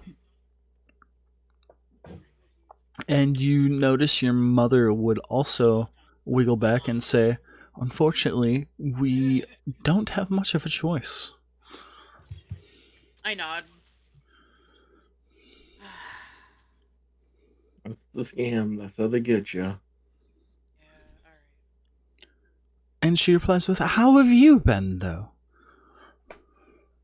This one's actually out loud. So, truth be told, we're kind of broke. We've Who's we've we? You sustained a speaking lot of French? we we've sustained a lot of injuries and a lot of ship injuries. So things have been quite expensive. We're kind of like running on our last bits of fuels right now. I have a garden growing, but I can't guarantee a harvest right now. She gasps and says, well, if you need me to send you some food, by all means, I'd love to send you whatever we can. I would love it if you sent me food. And then I look over at my crew. They, however, might not. I've eaten it before. I can eat it again.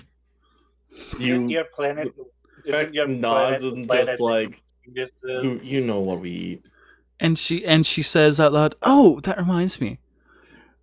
We have experienced some of the newer culture that the Imperium is trying to bring to us. However, they haven't really been able to reach our settlements because of, you know.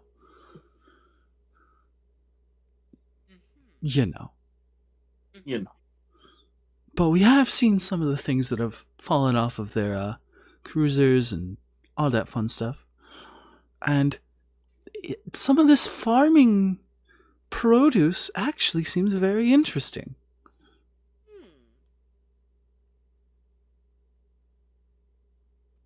Would you mind sending a little bit of it to us? I would love to. I will send it your way as soon as possible. Just please don't send any dead baby fetuses. That doesn't sound very appetizing. I'm sorry, would you prefer live one? I very slowly turn, like microwave style, whole body towards Arlena. I don't say anything, I just stare at her, and then I just microwave turn my way back. You were eating baby fetuses when I first met you. What do you expect me to say? Like I said, I would love it if you sent us food. I will send you some as soon as we can. I can cook anything, so and she says, I'm excited to work with some of your ingredients. And she says, I just wanted to give you the update and see what you had, if you knew anything about these crystals that they're trying to get from us. I really don't know anything about them. Could I raise my hand? I step on your toe. Okay. Okay. I put my hand Anyway, I love you. Kisses. Mwah. Bye! And I just kind of like hug the screen. You do, and she seems to hug the screen back. Let's fucking go. The screen is a face full of titty, and then it's just titty. And then it hangs up. Well, I see where you that? get your huge tits from. That was Mama. Okay, so that's bad. The train. Oh, go ahead. Sorry. No, you go first. Once the transmission is over, I turn to the party, and my jovial expression immediately drops to seriousness. It's obvious that the Imperium cannot get a hold of these dark crystals. All right, if they do, something's gonna happen. Well, they're basically gonna turn it into like my home planet, but It's the people don't really live there. They just work there, and you work because you need permission to live, essentially. And that's what I'm afraid of, because once they realize that our planet is very nearly hollowed out and we're getting ready to migrate, they're probably just gonna kill us. They probably wouldn't kill you outright, but they would absolutely leave you for dead. So that's bad. We got to do something. Yeah, because like we have almost no like mining resources on our planet. Eh, And I just, why would they be on our planet looking for these crystals? I don't get it. Why wouldn't Can they I, be? like, Oh, I know. They're getting ready to build more knights. They need more fuel. oh yeah, those big things? The big Gundam mechas, yeah. Yeah. Do we have one? Can I go study one? You do not. We don't have one, but we know where the factory where they could make more of those is if they can manage to get into it, is underneath the Mouse's casino. Okay, okay. Um, can we go back to the casino? Can we just fast travel our way back to the casino? You think you could, but at the same time, you do have prior engagements that you're not sure when you should be there for. You mean the Empire thing? Yeah. Are we really going there, guys? Are we really? I mean, they're We can gonna always give split us up. a big reward. Of course, we're gonna go. They didn't say money, though. They just said a big reward, and he moves his hands in front of his face. Quotes, that could be anything. It could be our final reward. We could be walking into our public. We can always split up. Some No, people they go. wouldn't do that. We could always I split mean, up. listen, my family has been friends with the Empire for many years. They're totally fine. You're not selling that at all. Aimsley, your father is also friends with Richter. Yeah. Also, your family are jerks. Yeah. What? No.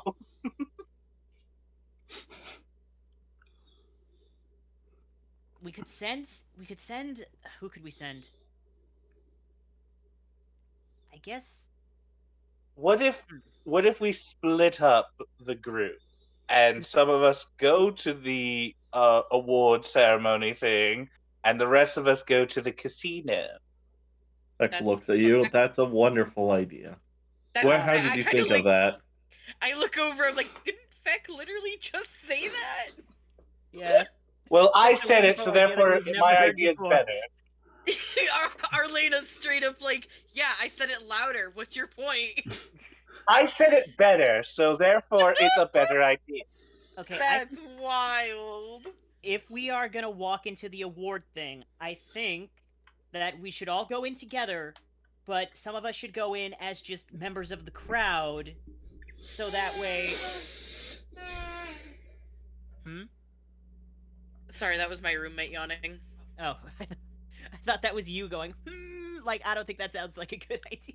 No, that was my roommate yawning, like right next to my mic. Okay, so Well, I think some of us should go in as crowd members, and like only one of us should accept the award, and that way, if things go south, we have the upper hand, at least the element of surprise. All right, so how do we want to divvy up the teams? Clearly, because I'm the captain, I have to go in. I have to be there. I mean, Arlie answered the call. We could send her up on stage. I kind of look to Arlie. Yeah. I mean, I do love being in the spotlight. Yo, me too. Anyways, sorry. You know what? I Yeah. mean, I could go as your +1. As you say that, and as you're trying to make this plan, you hear Reginald. Excuse me, Captain. I ran the math. It seems there's a 0.007% chance of one of the personal ships making it to the casino without the big ship, and vice versa. Oh, okay, so we gotta go to one or the other. Well, we can just drop someone off on the way. Furthermore, based on your speculation conjuncture, I ran a quick inquiry through the system database and found that the Imperium is in fact going to genuinely reward the crew. All right, I guess we go. But I think only one of us should accept it because we don't want them to have too much information on our identities. The only one who Yeah. should accept it is probably Well, they've already Trashy, our seen my captain. face. And I already Well, told them yes. who I am. I think. Yeah. Well, yes, I'm the captain. I do think because Arlena answered the call, she should be the one to accept the reward. Well, I could go as your +1. I mean, what better way to make everyone there jealous of you than by having a beautiful +1? Not gonna lie, out of character, I just want to go to the casino so I can dance on one of the tables to, she was a showgirl. Her name was Lola. That one. Well, That's all I we're want to all do. going- That's all I want I to think do. Definitely do The that. plan is that I think we're all going to the award ceremony, but only some of us are going to go up to accept their reward, while the rest of us are going to just like kind of blend in with the crowd. I You think that was will the have plan. your showgirl casino moment, Trashy. Just maybe not right away. I know. It's gotta happen. Anyway, We will make sure But- it happens. I will not forget. but I am so down to. All right, so you're gonna be my +1, Arlena. We're gonna go together. Sure. All right. Let's get you dressed. I pull her into another room. So me and Feck are just standing in the control room now. Yep, you and Feck are in the control room. If you do anything, I will gut you like a fish. You know I can gut fish, right? Reginald Yes, asks, "Shall I set course?" Yeah, I Yes. guess so. Yes. It's just No. staring at chaos. Okay. So define anything because I promise I am doing the best that I can to keep this thing under control and to keep it from hurting anybody else. And honestly, Anything that hurts the crew. As you guys are Honestly- having this conversation, Feck feels something wet slide down his arm. what? I What back is up. it? I back up. You look, you see Wet Rat run across the floor. Oh, Oh, that's foul. Reggie, why do we have rats? Wait a minute. Is that Theodore? It Or is is that just not a another rat? ferret. It is not a ferret. It is a rat. Why did you bring rats into the ship? I didn't. Can it- Kill wait, it. It's I- gross. It's ugly. You're not We in the just room. killed with the me, last Harvey. rat. Now we have to deal with real rats. Okay, but honestly, Feck, I've been thinking. Like, I remember I told you guys that if this thing ever gets out of my control, that you should kill me. Yeah? I'm starting to think that maybe it might be better for you guys if I just wasn't here at all. I don't know where I would go, but at least you guys would be safe from me, right? I don't like that. Why not? Trashy You prefer having to Arlena. kill me? Because I might be the only one that can deal with you. Trashy Arlena. Suddenly, you guys see a wet rat scurry along the floor from under the door. I eat it. I pounce on it and eat it. Arlena is like visibly trying so hard not to puke after watching Trashy eat a rat. You just pick it up and eat it. The entire time I'm like. I can't believe you'd eat a rodent in front of me. You were disgusting. Could have been Sorry. me. It was. Oh no! How could you do this to Chappie's people? Oh Sorry, no, James. my chappy, it's broken. It's broken. Oh no, my chappy, it's eaten. Arlena just like looks at Trashy with disgust and just like, be lucky you're attractive. I like stop and look up at her. Like my head tilts to the side. I've got like dead rat hanging out the side of my mouth. What do you mean by that? Continues to eat. I mean, if you were ugly, I would not accept it being your +1 right now. That is the most disgusting thing I've ever seen anyone do. Okay. Eating I'm going a back rat. to my room. It's high in protein. Shrug. And calcium. Yeah. They're filled with diseases. Ugh. So am I. So are you. It's roughage. As you're eating the rat, you feel your teeth clink against something metal. Oh, huh? Ugh. I kind of like I open my mouth and just kind of let it all fall out, just like The remains of a rat Yeah, fall out, Arlena's just and as it Arlena's just gonna leave the room. and as it hits the floor, you hear a light clink as what seems to be part of something metal hits the floor, ever so slightly, partially in the rat, partially on the floor. Is Arlie still in the room? Because I'm moving the tokens around for the people who aren't in the thing. I prevent Arlena's Arlie leaving from the room leaving. and going to her room. She does not Nope. want to watch this. I grab her foot and prevent her, and I say, "We still gotta get dressed. You can't leave yet." I have my own dresses. But I want to match. Cook. Actually, you I giving need that something an that actual matches choker? I need something that matches my color palette. Okay. Orange is a Fine. complementary color for blue.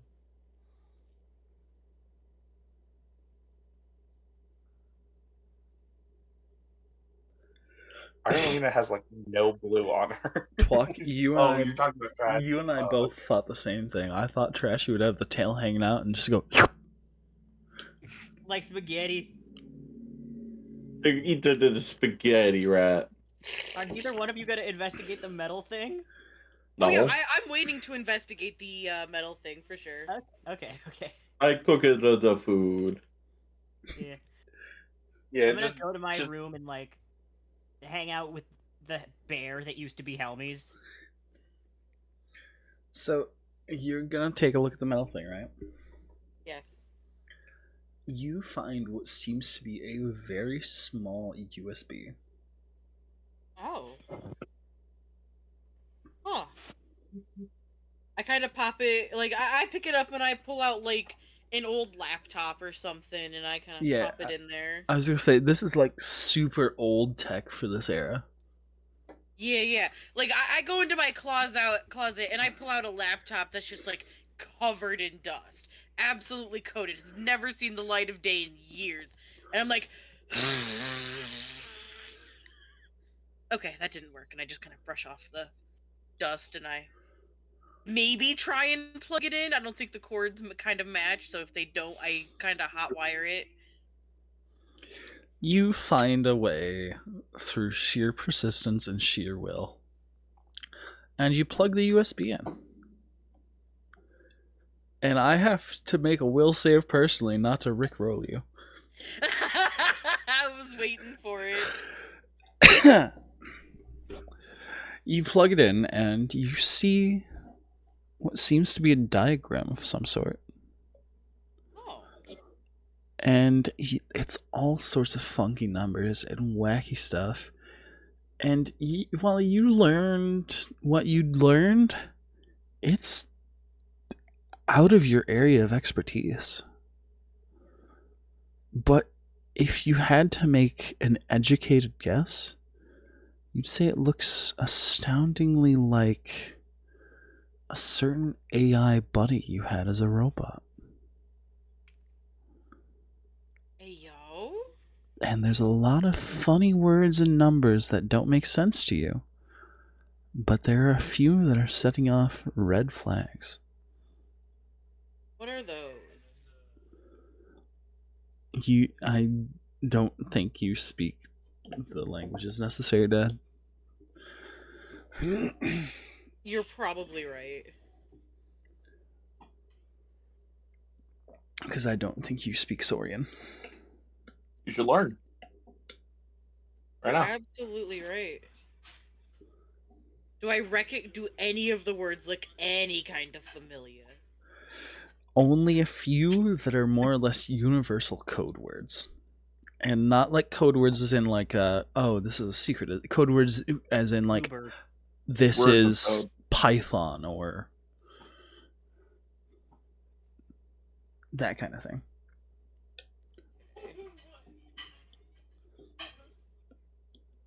Do you want to bring this to anybody else's attention? Yeah. I think to myself, who is the most tech savvy person? Tell me. Don't go to them.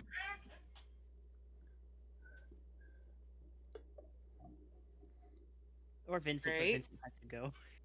Yeah, I think Vincent's the most tech savvy of in the Wait, Explorer's not here. Hang on a minute. Richter gave Arlie a ring that allows No? her to speak Saurian, right? Oh yeah, I have the ring that the comprehend language. I think. Hold on, let me. That was given to you, you put it on, and you never took it off. Or you never mentioned that you were. You're still in the room with me because I stopped you from leaving, remember? So you I watched thought me reach over and pull that shit out. I thought you let her go after she said she had her own dresses. Oh, no. Uh, No, I said that I wanted to match. But yeah, yeah. So I still have the ring of comprehend languages. So with the ring, I can understand what is on the screen. But Arlena probably doesn't understand what any of it means because she is not tech savvy. So what does it? Does she understand what she's reading? You do not understand it, but you could read it off. What does it say? Okay, I'm going to read off everything it says, even though I have no idea what it means. I pull out a pen and I'm like, hold on. And I pull out a pen and paper and I get ready to take notes. You pull out a pen and paper, and it takes about 50 minutes to read off just a portion of what's here. And as you're going, you come to a few conclusions already. Your lovely lad, your lovely AI lad, is a weapon of war of Saurian make. Oh. One capable of self-repair, one capable of so much more. And you think the reason that you have him and the reason he was in the scrapyard is that he was defective. As you're finding more and more pieces of code, but you're also finding there's so much omitted from this code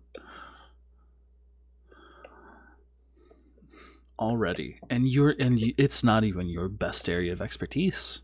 This is just what you can observe from your knowledge as you're learning that it's made, that his body was made from all sorts of different composites, and you think perhaps this flash drive might have been something he was compiling to try and rebuild himself, and you're not sure if his backup means he's at full mental capacity now, or if he's still in his semi-broken state.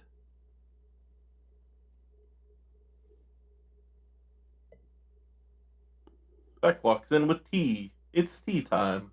It's tea time. I imagine just Arlena standing there half naked because like Trashy and her were supposed to get dressed. We got distracted. Beck does not care. So Arlena seems unfazed by the fact that she's currently half naked. Beck is also unfazed. They're just here to deliver their tea. Just staring at you. Just, here you go. Hey, Feck, come take a look Oh, at thank this. Oh, yeah, what is it?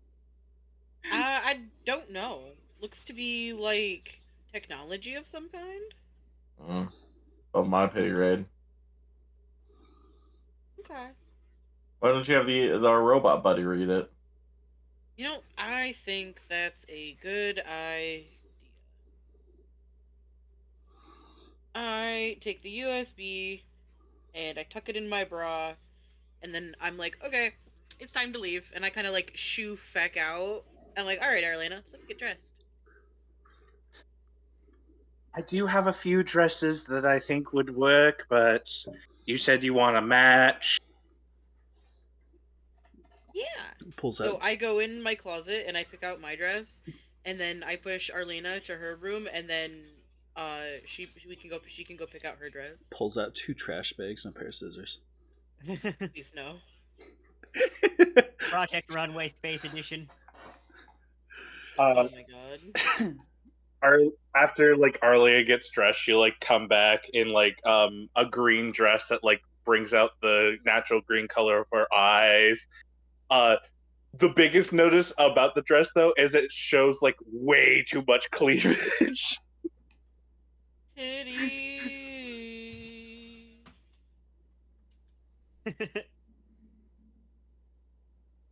Titties, ooh.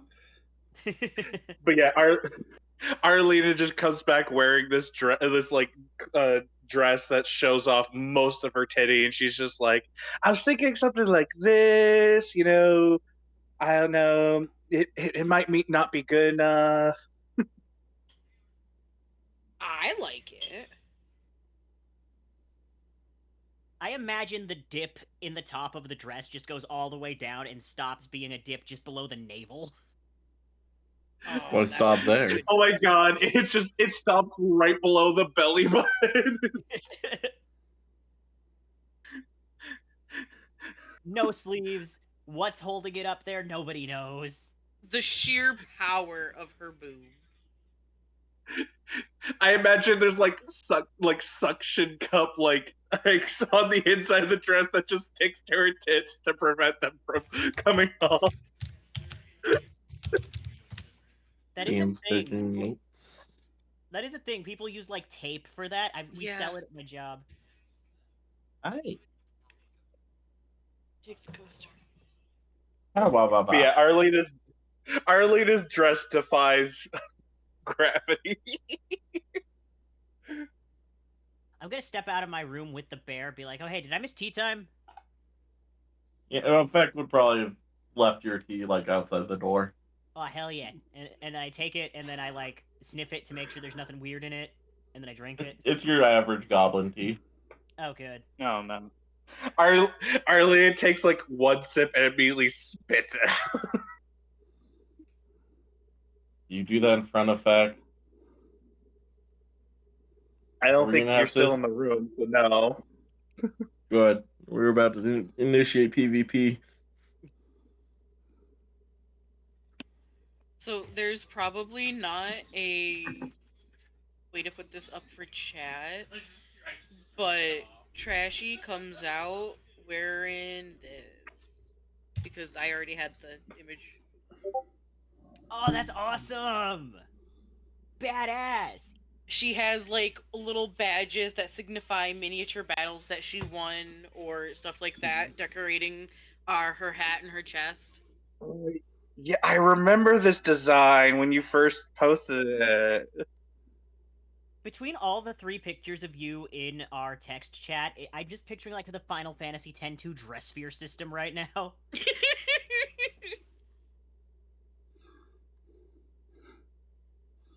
I'm bro. Arlena's dress Right. just has a really good corset. Yeah. Huh? What's Arlena, that? Oh, Arlena's dress just has a really good corset. I was wondering I was wondering why someone said that, and then I read the Twitch chat. I was like, oh, it's Twa.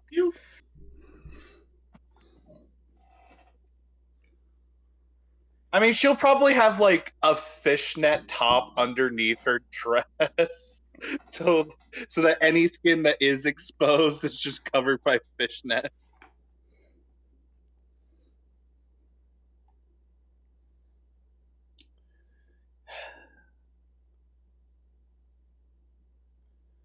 All right. So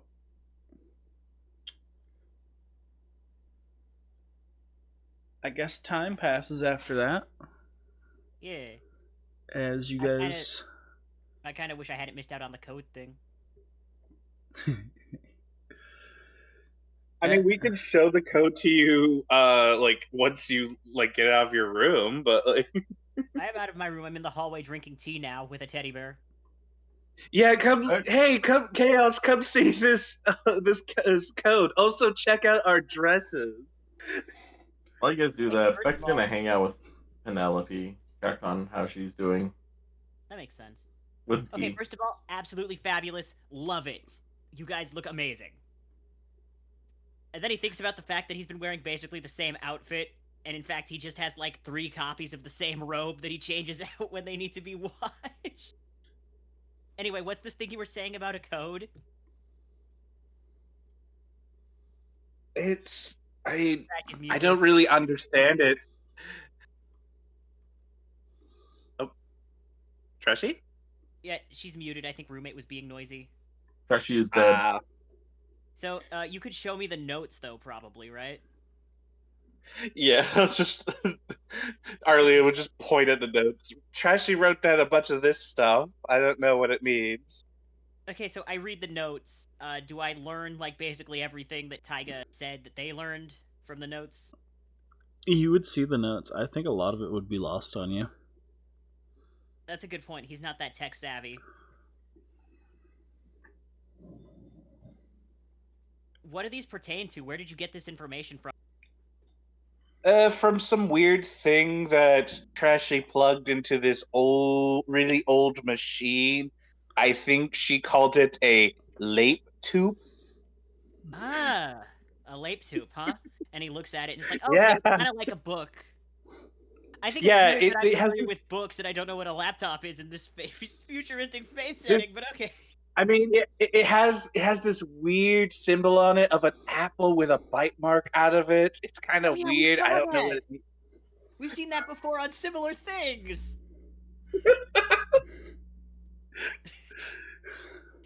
Can we add another dread?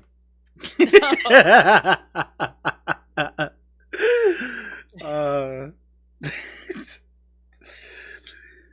Okay, so where'd you guys get this little plastic sticky thing from? apparently, yes. My It was brother. inside a rat that Trashy tried to eat. Oh, and I look on the floor and I see the half-eaten rat, and I'm just like, yeah, that tracks. Could you please take care of it? It's kind of gross. I mean, I was about to say I'm not a janitor, but I am the medic, and that does seem to be a biohazard, so, fine. And then I, like, with my bone gauntlet, I just kind of, like, scoop up the rat and, like, put it in the trash. No, Tiger's brother, stop giving us dread. Thank you, Tiger's brother. Doing God's work. Would I know enough to There know is if no it's God. for Reggie or nah? That's still running? Wow, they usually break after about 7 years. What's this red ring? I don't know. I think that's the color they used to use for when something's powered on. There's also this weird notification, something about 73 viruses. Ah, I see. McAfee.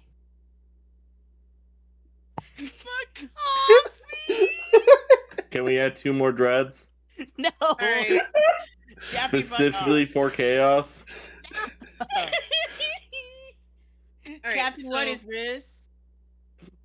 I don't know. I found it in this rat that I was eating. So I think it has to do with Ricky. I think it's his code, kind of. Alright, big stretch. Kind of like. Oh my god. Sorry, Tiger's brother just redeemed 2 dreads. Thank you. Kind of like, I don't know. Can we ask Reggie to look at it? We could. It's a self-care time, bitch.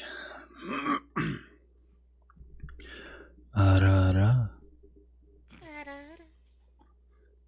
Ara. I love that so much. I've become so numb. I can feel you there. Oh my I'm so Shinderu. much more aware. Alright. Hey, Reggie. We just found this USB drive. We think it belonged to you, like the version of you that existed before when you blew up and then lost a big chunk of memory. Oh? Yeah, it looks like you were trying to reassemble some of your own code. So I don't know if you know this, but and I believe this is information that I had. You're a very, very ancient piece of technology, Reggie. Yes. Okay. Hey, Captain, where did you find him? Because for the longest time, I just assumed that he came with the ship. I kind of inherited him from my planet. Oh, okay. So, we've got a we've got a little plastic sticky thing here of information that you might be able to decipher, Reggie. Do you think we should plug it in to you, Well, by all means. Captain? Didn't Alright, turn Trashi around, say bend over, something about Reggie. the weapon? He doesn't have a body anymore, thank God. I very slowly and gently insert the USB stick into Reggie's console. You search Reggie's console for an appropriate slot and don't find one. I look around for a Oh, converter. yay. Yeah, we need to find a way to connect the lap tube to the 4 more Reggie. dreads. It's funny. You I hate just me. I just imagine we pull out like a box of a bunch of different like converter cords and just hook up a bunch of like 50 different wires just so we can plug this USB into Just- Reggie. 20 converters that have changed throughout the years. Type C to Type B to Type X to Type D. To Type Z. To, to holographic projector. And it all ends with a hollow point. Oh my god. But no. So you string together a bunch of cables and cords. Thank God someone kept these from the thrift shop. And It might have been some of that scrap we found on the junk planet too. Yeah, that would make a lot of sense. you wind up Bad. managing I to always- and you wind up managing to plug it in, and you see nothing change. You don't hear anything change. So are you able to access the file, Reggie? And we're gonna cut to Feck for a moment. Okay. Alright. Feck, you're off over. You're with Penelope and Yeah. Theodore, and you're trying to see what's up as you enter with T, right? Yep. You enter with T. Penelope. Hi. How's it going? It's been a hot minute. You guys have been awful busy lately. Yeah, it's a shame, but you know, life can get you busy sometimes. How are you holding up, kid? Oh, it's pretty good, Star.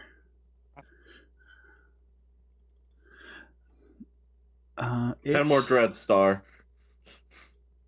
Did you say 10 more dreads? 10 more dreads towards Star.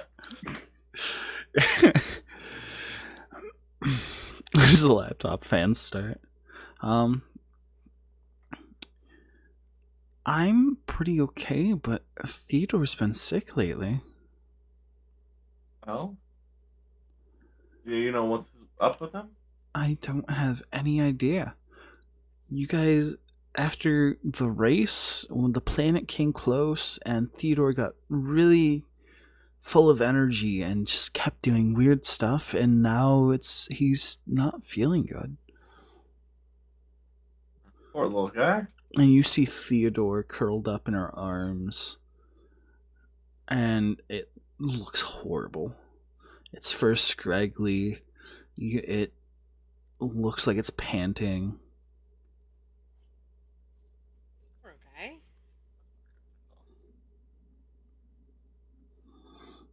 I wonder what it looks like But- because I'm gonna check for like any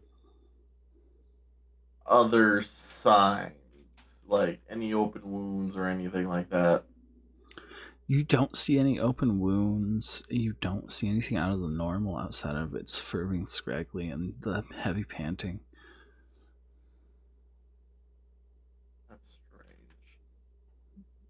I don't like the little guy to be like this. And as you're checking for wounds, it feels almost hot to the touch.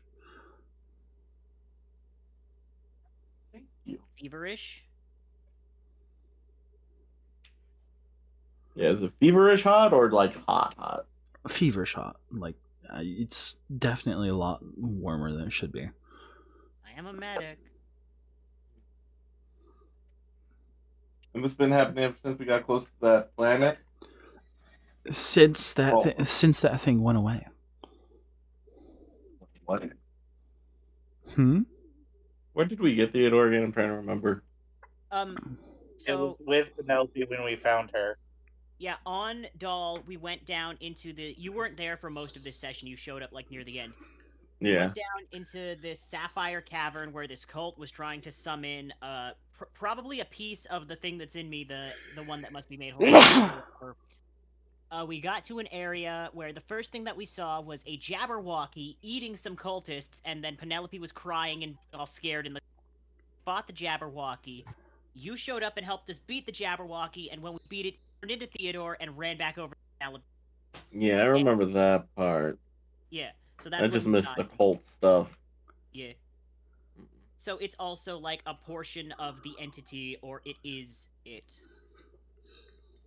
I don't think so. The fact is now like thinking out loud. A tinge of worry in his voice as he's.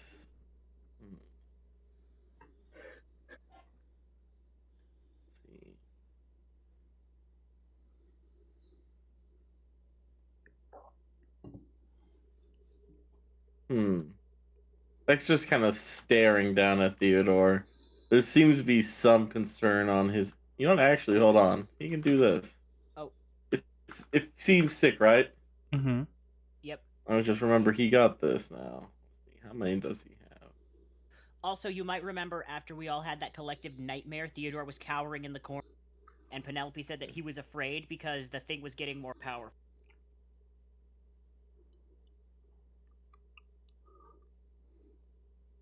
Beck would like to lay on hands, Theodore. That's right, you got points in Paladin now! And expand 5 points to cure disease / neutralize poison to see if I can make it feel better. Mm-hmm. Okay. So you expend 5 points to cure disease. Yeah. And you do so. You feel it flow through you. You feel it flow into Theodore. And Theodore has a visible reaction immediately as he starts coughing, and you see black gunk land on Penelope. I immediately And try to wipe it off of her. as soon as it touches Penelope, it sizzles into a little smog that disappears into the vents. Oh, that's horrendous. I shouldn't worry too much about that. Do you remember the collective nightmare that we had where the entire ship got taken over by the black gunk? Yeah, we probably shouldn't worry about that. I'm gonna worry about it. Vec's gonna look at that and then just like look towards Penelope and towards Theodore, and talking like as if Theodore should understand Theodore, like, feeling any better. You say that, and you see Theodore is still not looking up to par. Must be a lot of that gunk in him. You know somebody with healing spells. Yeah, me. Now, yeah. Can't believe Feck became religious.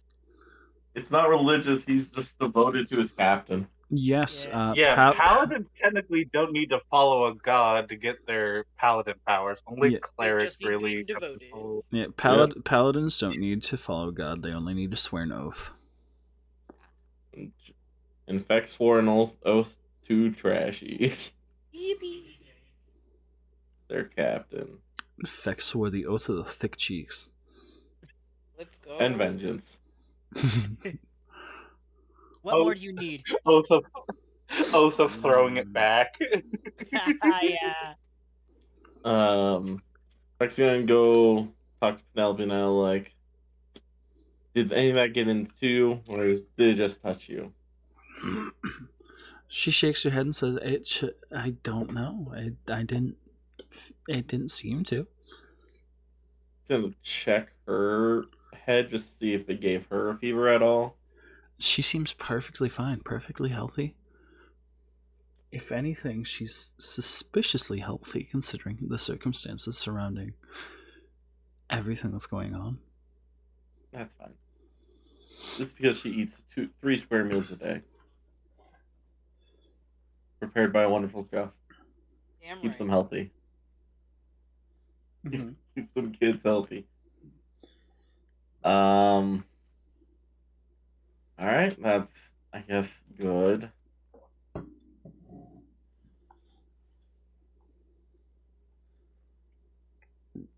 Well, I guess we're gonna need to figure a way to deal with this faster.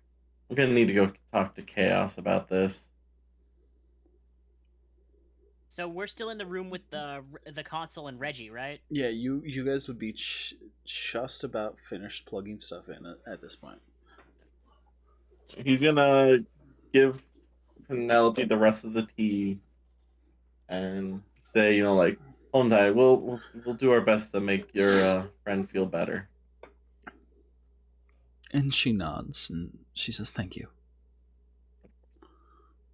And he's gonna leave. You step out and you see trail of cables. Yeah. Plugged into extension cords, plugged into power strips, plugged into more cables. What the hell's going on here? Science As they slot the last cord into the thing. You know what? I don't really have time to really question this anymore. Okay, Reggie, can you read it?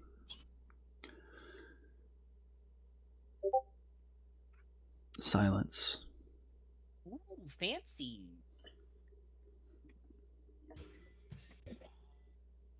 You're met with silence. Reggie? You broke Reggie. Again. Oh, fuck. We triggered his weapon systems. Oh no. He might be Or it was the rebooting. stuff that went into the vent. You don't know about We that don't know yet. about that. I know we don't know about that. That was out of character. Yeah. Hey, Reggie. Guys, do we break him? We have more pressing issues right now. We do? We do. All we can do is just let him hear for now. We have to get going. And just as you say that, you would see the station in question that you were getting ready to be part of. As you see this massive space station. If you picture one of today's space stations, multiply it by about 9,000 times the size, and make it a central hub of transportation and a military base, that's what you see. I don't know why. I assumed you were going to say if you take a look at our sponsor. Raid Shadow Legend. As if I'm ever going to get a sponsor. Come on. Hey, Raid Shadow Legend. Yes and no. Well, zero joke, Taiga. If you sign up with Stream Elements, you can get a Raid Shadow Legend. I am signed up with Stream Elements. What are you talking about? Yeah. Did you look at all your stuff? Yeah, Like, there's there's like a whole always section. I'm aware there's a whole section of stuff and sponsors. I'm working on it. Wait, is that available to everybody who uses Stream Elements? Because I have a friend who could benefit. Yeah, anybody. And I think you have to be affiliate, but like, That's other neat. than that, So, And you see this. So you guys see this massive space station looming over you. If you could, if you could understand that there's anything in this potential multiverse that could be seen as a symbol of power, it would be this very station. It's about 9,000 times the size of a space station today. And it's just a hub of military transportation, of trade, of... It looks like there's multiple civilizations on top of this thing. So I kind of like squeeze the bear that I'm holding a little bit tighter, and I'm just like, holy crap, this is even more terrifying than it was when I imagined it. Beck gonna like ignore the space station and grab Chaos and look him dead in the eye and just say, "The gunk is in the ferret." Okay, hang on. I immediately know what that means. I'm gonna go and check up on Penelope and Theodore. I still have the bear. I'm putting that in my bag. As everyone's in awe, and Chappi says this, and you guys go over and check out Penelope and Theodore, you enter the room and you see Penelope with Theodore. Theodore is still curled in Penelope's arms, looking sickly as heck, mottled fur. Okay, that's unusual. Hey, Theodore. Do I get any weird resonance upon approaching? I hope you not. don't. Which That's is normal. yes. Can I look at Theodore and Penelope with my third eye? You do. How does Theodore look? You see Theodore as a ferret, and you see almost a completely separate strand seemingly going out of the ship of darkness leading from Theodore. It's not that it's in him, Feck, it's that it's left him. Oh dear. Oh no. And just as you say that, Theodore coughs again with a little bit more black sludge, which immediately burns into a smog off of Penelope's skin. Hang on. Let me see him, please, Penelope. Let me see him. And I kind of extend my hand. You extend your hand. I extend the hand that isn't bone. Mm-hmm. Let me see Theodore. Penelope hesitantly tries to hand over Theodore. Tries. She's hesitantly offering you Theodore. Okay, so I gently pick him up. You gently pick him up. And I kind of examine him a little bit in my hand, like he's feverish, he's mottled, he's mangy. It's a ferret, yes. Okay, so once Theodore's in your hand, you feel a sudden connection. Oh. Not to Theodore, to something else. Something distant. And the second you're touching Theodore, it almost feels like you're being drained. You feel your very life force start to feel like it's leaking from you. You feel weaker. And you feel the voice that hasn't been in the back of your head for a while get apprehensive, worried, and scared. Okay. I gently set Theodore down. I hand him. I'm like, take Theodore back, please. Take Theodore back. You do, and then your connection with whatever this is gets severed immediately. Oh. Okay, and then I kind of like put my hands on my face, and I'm like, all right, I need to ask myself some questions. And I'm gonna do channel divinity. You channel divinity. And I'm going to once again try and enter the room where there's the other me that is this thing. As you channel divinity, you feel something you haven't felt in a while. You feel the light of Lathander wash over you. Lathander? And it feels warm. It feels pleasant. And for a moment, you almost hear a voice, ever so slightly. The voice of the past year who helped to teach you seems to resonate within you for just a moment. And the only word you catch is wary. Before it feels like your connection is severed again. Damn it. And the voice in the back of your head feels angry. Okay. What does the voice in the back of my head say, or does it just feel angry? It's feeling angry. Can I attempt to talk to it? You attempt again. Now that it's been a second, you recovered from the little bit of drainage there. You manage to connect with the shadow. The shadowy, inky, black, horrible realm. Fun fact, this entire campaign is based on space. What? Yay! Let's win! I redeemed the fact. Just with that. And you find In fact, echidnas have backwards facing hind legs. And you find yourself in the inky black void as everyone in the room with you seems to instantly fall away. As to them, you fall unconscious. Okay.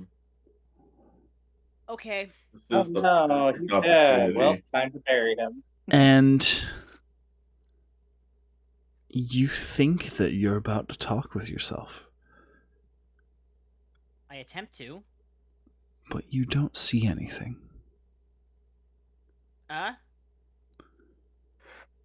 Everyone else in the room sees Star stand. No. I think it's literally just me and Penelope right now. Yes. Yeah, it is. And you see Star's eyes are very deep red. Hello. You. Hello.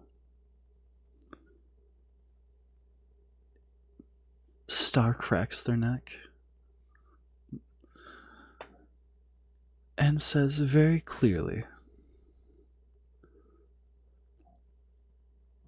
"Something's wrong. Be wary." And then Star, you find yourself back where you were. In the room? On the ground? What? In the room. Standing. You're gonna come back to like Beck's rapier at your throat.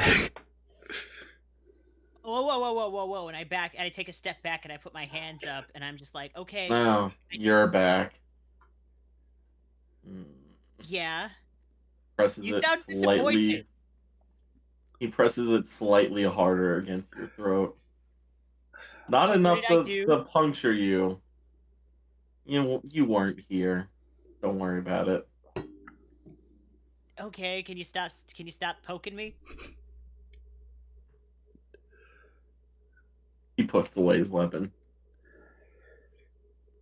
Okay, that didn't tell me much of anything other than something is wrong and to be wary, but at great risk to myself, I want to try to cast Greater Restoration on the ferret.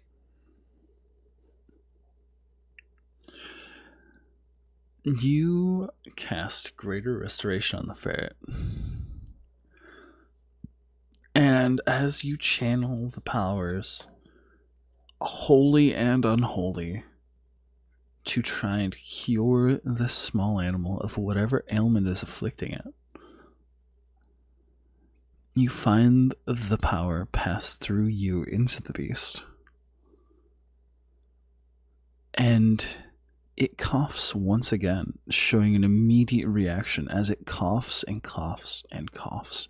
And you see more and more black gunk spew from its mouth. And Penelope looks concerned. as all of this black gunk is just evaporating immediately on contact. And then it stops. And you no longer feel breath. No. That should have helped. That should have fixed it. Is he... Did he die? You would understand that the lack of breath being drawn most likely means death. Okay, I'm gonna attempt to resuscitate him. Go ahead, medicine check. Yeah, okay, medicine check. We haven't had a roll in a hot minute. We have not. Use as many twists as you think you will need. Yeah, okay, so that's good. That is wisdom.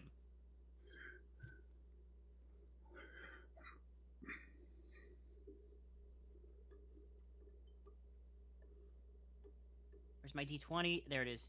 Would you like to use any twists, Star?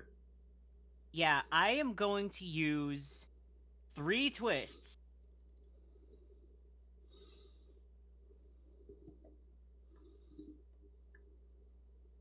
Damn it!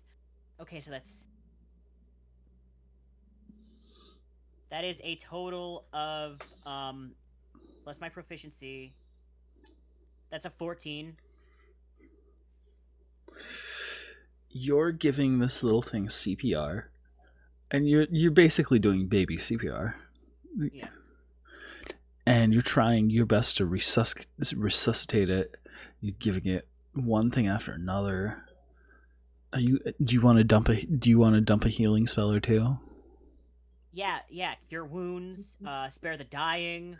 You dump a cure wounds into it, and you keep giving it resuscitation, and it suddenly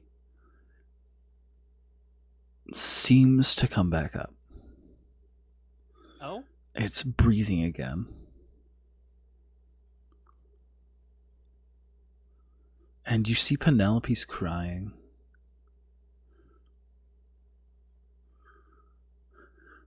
And you feel relief wash over you.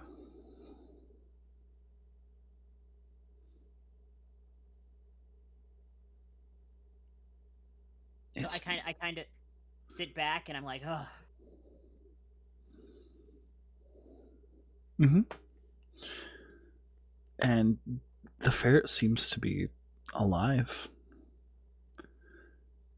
Does it seem any better? It doesn't seem better, but Star, is your third eye still open? Yes. You would see the connection is no longer there. And you'd see there's no semblance of black or inky anything with it anymore. Okay, Penelope. So, Theodore had how do I explain this to a child? So there's like this big scary monster, and it's broken up into pieces. And one of those pieces is with me. And one of those pieces, we're pretty sure, was with Theodore. Now, that piece has left Theodore, so he might not be able to talk to you anymore, but he is just a regular ferret now.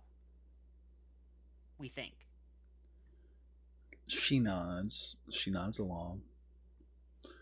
And she says, but I still hear Theodore. You do? What is he saying? Theodore's in pain. Oh. Maybe her connection to Theodore had something other than the black goo.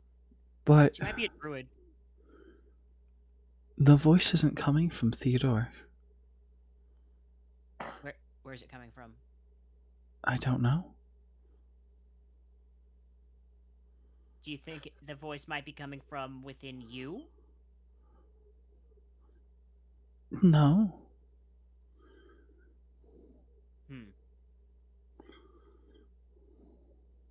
Cast detect goo.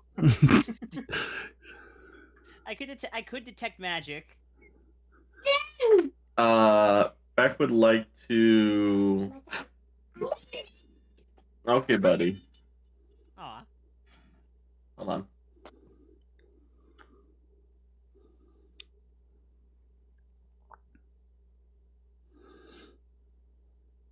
Beck would like to use his divine sense Okay. to see if there's any celestial fiends or undead within 60 feet. Well, You immediately get a ping. yeah, how Yeah. close am I? And then you get another ping. And another ping. And another ping. Not only do you get a ping that you more or less expected from Star, but you're detecting at least 2 others somewhere on the colony in front that you've docked at. Oh no. Oh. And Wonderful. Any on the ship? even though it's far outside of your normal, the range that you would expect to feel it, you're detecting a very faint ping from far, far away. And Are there any other you, pigs on the ship? you would know that in order to detect a ping from as far away as this may or may not be, something truly horrible must be over there. And we're gonna It's cut gonna from be a long day. And we're gonna cut from here to Trashy and Arlena, who are probably going on to the colony. Out of character, claps hands. We eating good tonight, other me.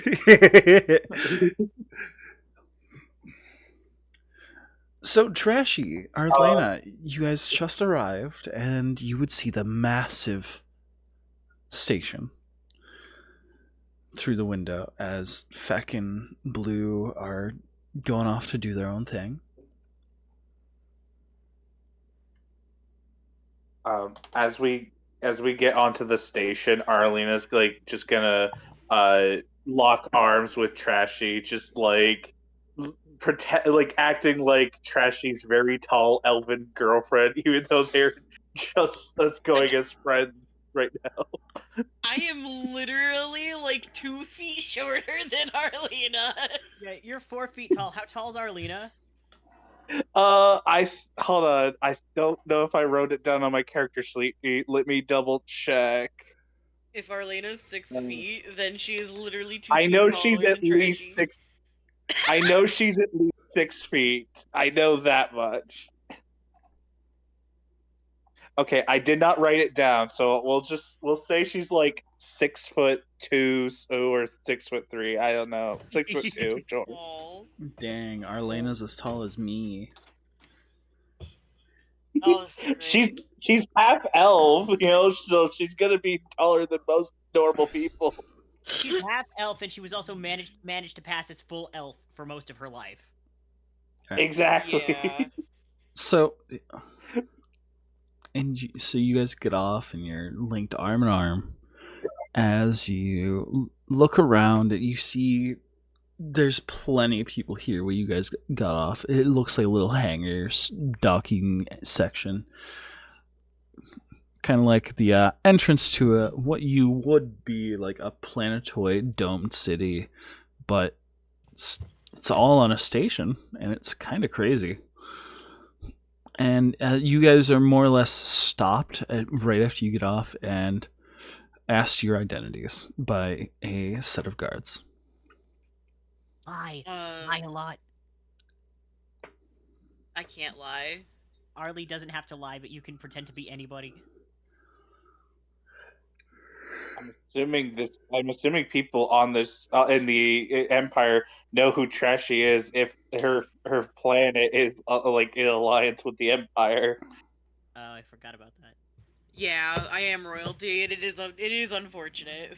I cannot lie. You have thousands of siblings, though. I know, but I can't. Trashy would feel guilty. Fair. So you guys offer your identities, and you're set, and you get approval immediately, almost recognition. It seems that you're not quite well known enough to get recognition from the peons yet. That's fair. But they at least let you in without any more issues, and they even guide you to where you're supposed to be as they start bringing you up to a certain bubble city-like section that seems to be nothing but military. You don't see any civilians at all. That's wild. And as they're marching through, and you're basically being marched along to this large, almost grand cathedral-like building. You know the big, really big theater in the sandy something in Australia. What's it called? Sydney? Sydney. What's that thing called? Yeah. Yeah, the really big cathedral in Sydney, Australia. It looks almost like that as you guys are lined up, and we're going through a map change real quick. Map change. Happy. Game. No, not game. Objects, tables. It's been a while. Don't mind me. URL over here. Space Maps is the name of this folder now. Thank you. And as you enter, you are on a carpet, a very large carpet. Let me just move these out of the way. Sorry, Explorer, you are now part of these. Let's move these out of the way. I gotta start an oven preheating. Be right back. Alright, no worries. Okie dokie. And Trashy and Arlena, you are here, and you feel tiny in this area.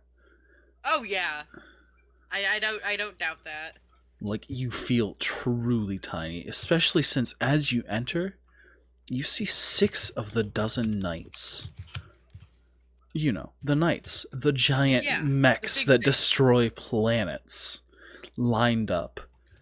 Almost in a salute, yes? I hate to interrupt, but while the map change that you did is visible on your stream and on your screen, it is not visible to I fucked up. Okay, no worries. Just give me a second. I can redo that.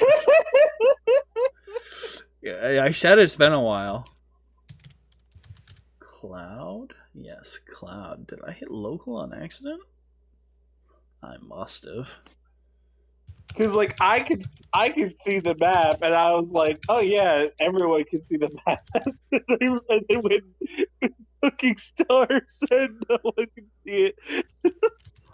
And it just makes you feel tiny as you're both dwarfed by these giant centurions that are nearly planet-sized themselves as you start walking down the carpet up to what almost looks like a throne of sorts. Arlena's gonna lean over to Trashy and whisper, "Do you think they're compensating?"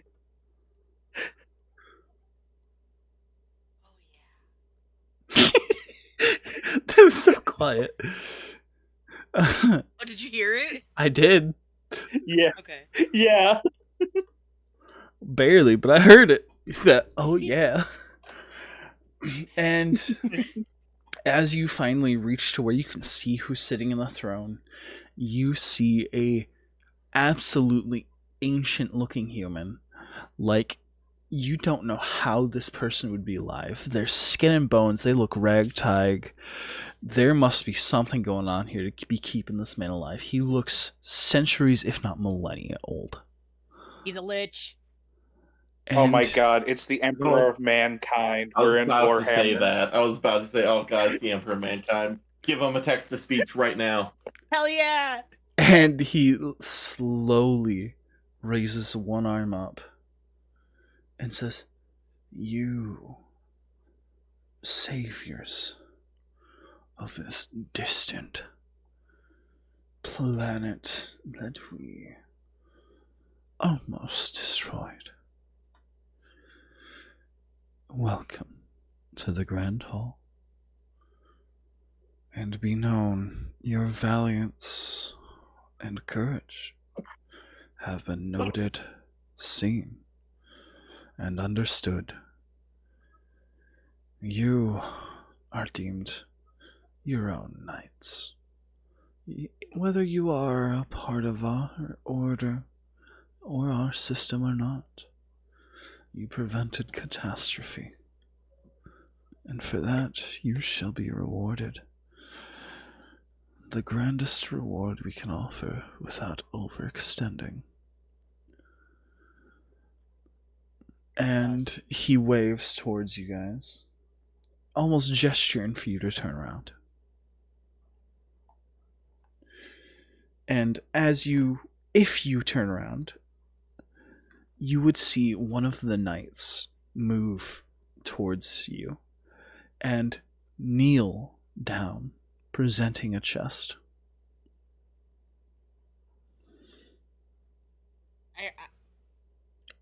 I step forward and I open it. And as you open it, you see it is filled to the brim with not copper, not silver, not electrum, not gold, platinum pieces. Despite me being extremely ecstatic, I remain stoic. I remain as stoic and serious as possible. I look like a 40-year-old war veteran accepting something he doesn't, he's just like, yeah, yes, reward. But like, I look at it and I thank and I pop a salute. Like, the Arlena's just generalized straight up. friendly Arlena, Straight up fanning. Arlena's straight up fanning her titties right now. yes, Arlena, you see this allotment of money, and this puts even your father, who's a noble, royal, rich man, to shame. Yeah, Arlena is just like fucking fanning herself like, oh my god.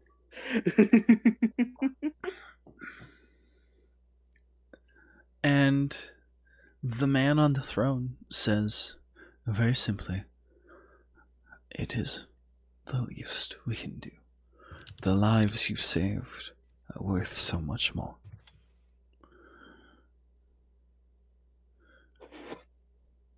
I hope you have safe travels.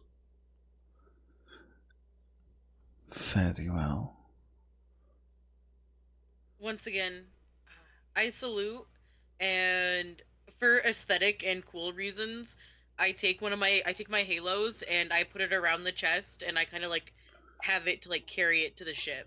And you would see the throne itself seems to shift and move as whoever that was is now covered. You have no idea who that is. You've never heard tales. You've never heard anything about who this is. None of you. Is that not the Empire of the Emperor of the Empire? It's not. If it is, you would not have known it. You would know that there is a human who is deemed the Emperor, but that human is someone completely different that rotates out just as people would normally. New faces, new people. This is someone completely different, someone ancient that no one would have heard of. And as you guys are getting ready to walk out, the knights part way and exit the building first, and another guard walks up to you and says, "Good evening. It is my pleasure to make your acquaintance. You will see on either side of the chamber, now that the prestige and all that is over, there's plenty of food, plenty of wine, plenty of beer. Feel free to eat your fill before you leave." I look to Arlena. Would you like some food? Arlena will just like very flirtatiously just say back, "Only if you want to, dear." And I nod, and the soldier gives you a brief salute and then walks off, and you see both to the left and to the right 6 different buffet tables and at least 3 casks on either side. Jesus Christ.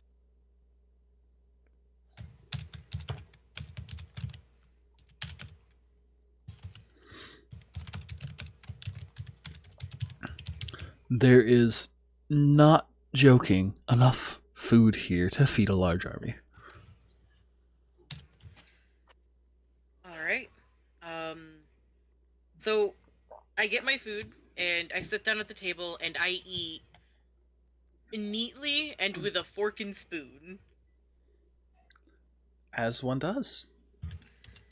Sometimes. As we have yet to see Trashy do until now.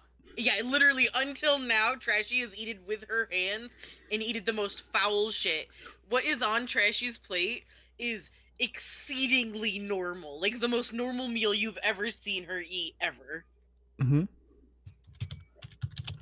And you, as you'd look over these tables, you would see not only is there local delicacies, not only is there regional delicacies, not only is there common foods, there is the most niche and unheard of shit you've ever fucking seen.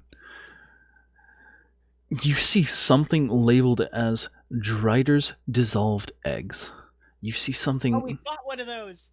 You see something labeled as clown goo. That does sound kind of good. I'm not gonna lie. you Both of those in the same session. you see something labeled as ingenious inventor's concoction. And even above all that, you see a durian fruit. A dragon fruit? Just a regular dragon A fruit? durian fruit. No, Oh, sorry. durian You know, the fruit with the horrid smell. fruit. Yes, that supposedly tastes good, but I've never had one. Me neither. And those are just examples of some of the more tame stuff that you see on these tables compared to some of the stuff that's way out there. But yeah, I imagine just Arlena just like is like in her natural like habitat kind of like situation. Like she knows which silverware to use for which type of food. Like she looks like a professional right now with this fine dining. Mm-hmm. Even for her, I think this is still opulent. This is something that, like, you may have been somewhat close to this once when your family was invited to a real high up royal or something for a banquet or something, you know? She may not have seen like all this food, but like she knows like which spoon to use for soup, which spoon not to use for soup, you know, all that weird fancy people shit. Yeah. There are instruments for eating here that you didn't even know existed, and you thought you knew all of them. I imagine Arlena just looks at one and just goes, "I've only heard legends of this type of silverware." I'm not really eating. I'm kind of just like picking at my plate. Kind of just like moving the food from one side to another. And it strikes you as you're checking things out that if conditions are so good here, why are there planets like Drusk?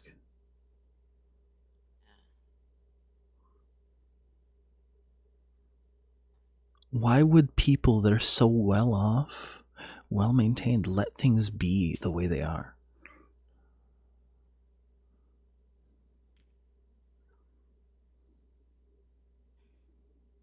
It doesn't sit right with me, and I slowly get angrier and angrier as like I pick, and so like you start hearing like the fork on the plate scrape, clink clink. And I would be livid if I was there right now. And this entire time, you guys are free to leave at any point. Arlena just like has that like kind of like frozen face kind of look at like Trashy as she kind of just like slowly like moves a piece of food to her mouth, just like, "You good?" I want to get back to the ship. Okay, we can leave if you want to. I don't think they'll let us take a to-go plate. Eat your fill here. I mean, I could ask if you want me to. You see little doggy bin at the end of each table. I'm too wrapped up in anger. I'm fucking mad. Oh my god. I'm glad Chaos wasn't here for this. He would be livid. He would be so fucking livid, but he wouldn't be able to do anything or express it outwardly. See, that's I why would be Trashy's too. mad. Trashy understands what you were living in, and like to see this is crazy. Arlena will like try to get as much food as she can into each of the doggy containers that are available, just carrying as much food as she Please possibly. share. Please share. Oh yeah, this is for the whole ship. Like we're kind of poor right now. This food will help us, save money. Oh, Trashy, look for stuff with seeds in it to add to your garden. You're right. Oh my god, you're so right. I start doing that. You're kind of poor right now, Yeah. dragging a chest of about 10,000 platinum. Hey, listen, Yes, listen. but I don't know how long this is gonna last, and I'm scared. Yeah, how long until we need to replace every single ship again?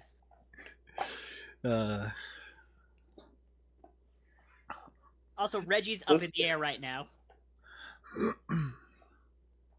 So, you guys are doing that and trying to stack some stuff up and get things ready and come back to ship. And we're going to cut back to our lovely friends, Feck and Chaos. Oh boy. Hello. Goblin and Gnome Adventures, let's go.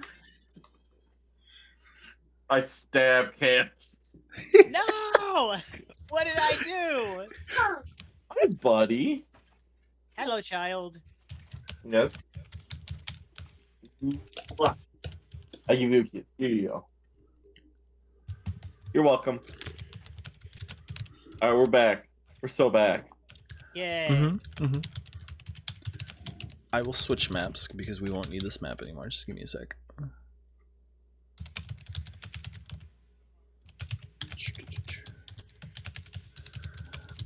So yeah, we cut back to Chappi and Feck.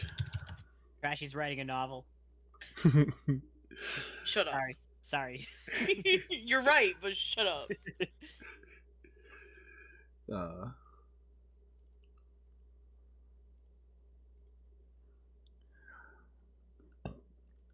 See, my memory's so bad I already forgot what the last thing you guys did was.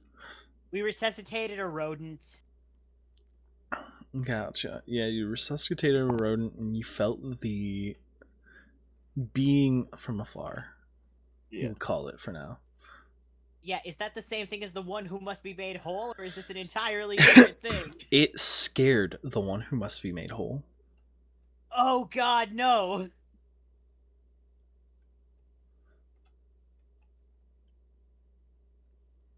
I'm sure it's fine. Yeah, you recall just before we flipped, I said, and that little voice in the back of your mind that said it had apprehension and fear and yeah. Okay. Just before you tried to contact your god. Yeah. Brain's working. So. Yeah. What you guys doing? Well, Trashy and Arlie went to the thing. I was intending for us to kind of, like, be audience members for that, but that's not what's happening, so, I don't really know. I guess we gotta, what's going on with Reggie? Because we plugged that stuff into him, and then he became quiet. You gonna go check on Reggie? Yeah, I'm gonna go check on Reggie. Okay. In fact, do you want to come check on Reggie with me? I think I'll stay here with these two for a little bit. I just want to make sure everything's okay. Fair. You go up to the cockpit to check on Reggie, and as the doors slide open, you see a wall of text. Oh, can I read and it? it is moving at lightning speeds. And and you would only catch it for just a moment before it blinks off and you see Reggie's face on the screen. Reggie? Yes. You okay? That was a lot of stuff. Oh, it is nothing to be concerned with. I assure you, Star. Sorry, not Star, Chaos. I was gonna say he can see through the I fourth was about to wall. say, is Reggie breaking the fourth wall? Actually, no. Hold on. I was right. I assure you, it was nothing to worry about, Star. Excuse me? Oh, do not Um, mind me. Just carry on. Okay, Reggie, do you remember what happened before the body that you had blew up? Because, Oh, quite well. okay, so you remember the circumstances of your creation? Oh, the circumstances of my creation? Yes.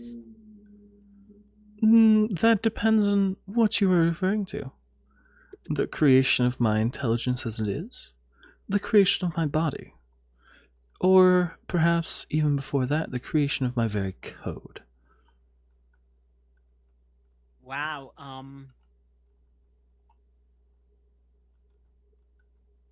okay, so the thing, the entity, the one that must be made whole, that is the thing that destroyed the civilization that created you, right? Yes. Okay, did you witness that? Yes. Can you tell me how that happened? No. That would be a breach of my protocols. You have, okay, your protocols prevent that. What were you made for? That would be another breach of my protocols. Okay. How do you feel? I am a non organic entity, and therefore cannot feel as you would describe it. But briefly before, after you touched that emerald, or at least that one iteration of you touched that emerald, you had a lot of feelings. I'm sure that version of me had many such feelings, both before and after that point. After, but oh, I see. That's right. He did choose to sacrifice himself, and that's not something that an unfeeling machine would do. Um, well, with this new information,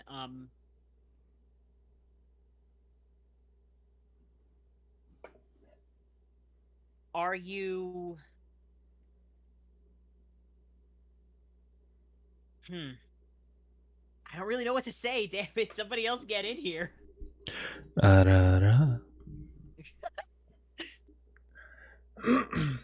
Alright, so you're kind of fumbling now. Yeah, I'm kind of fumbling. We can cut back to Feck as you kind of I'll try to think of something important to ask as Feck is doing whatever Feck is doing. Feck. Yeah. What are you doing with Penelope? Beck is honestly just kind of trying to be there for Penelope right now. It's been a little crazy time for them, you know what I mean? Yeah, it's been a crazy time for everyone, yeah. Penelope, once it's just you, Penelope, and Theodore's kind of not quite there at the moment. She's kind of hugging on and crying and, being sad. Yeah. Beck's doing his best to be there for this small child, but also what the hell is he supposed to do? It's fair. So you're just kind of comforting her as best you can for now. So I guess from there we'll cut back to Trashy and Arlena, who would probably be arriving at the ship about now, if I were to gander. Bro's gandering? Bro, ganders, panders, and meanders. What are you talking about?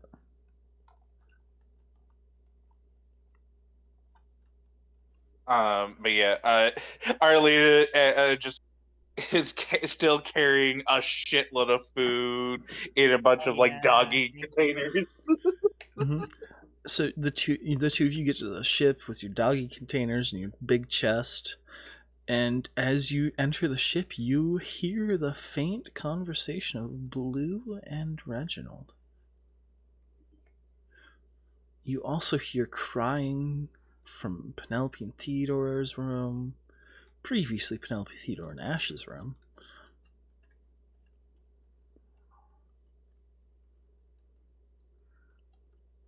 I thought of something to ask him. Go ahead. Without breaching protocol, is there anything that you can tell me about the one that must be made whole, or the even further off one that we don't know about yet? Reginald says, I do not know about the second entity you are referring to. However, the entity that you are grappling with currently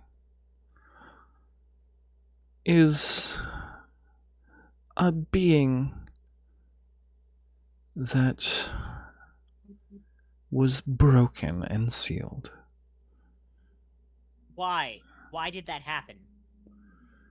Because it was capable of not just destruction, not just horrors, the likes of which you couldn't understand, but because it was capable of assimilating, of becoming one with not just itself, but with all of existence. Oh no.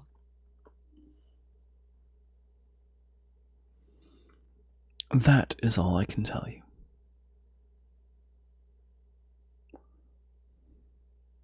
I understand.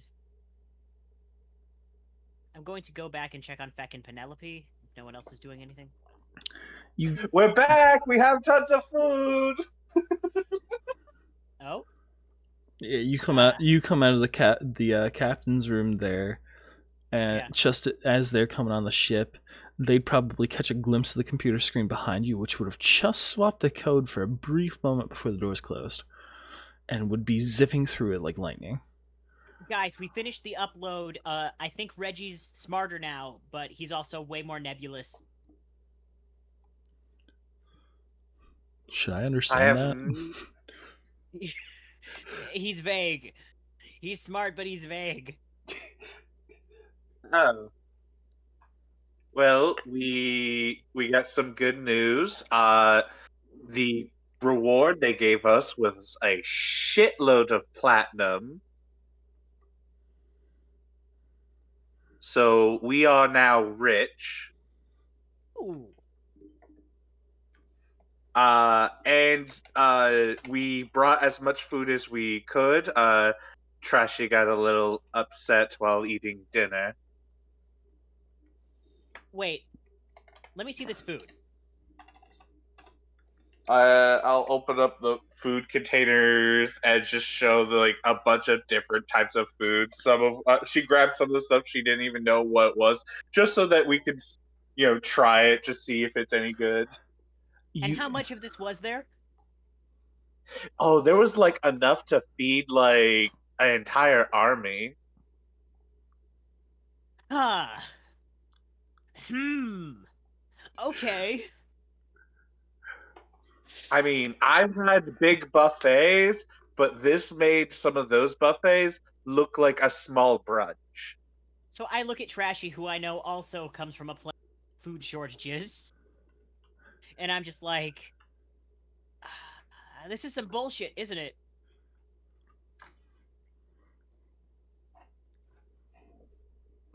It is.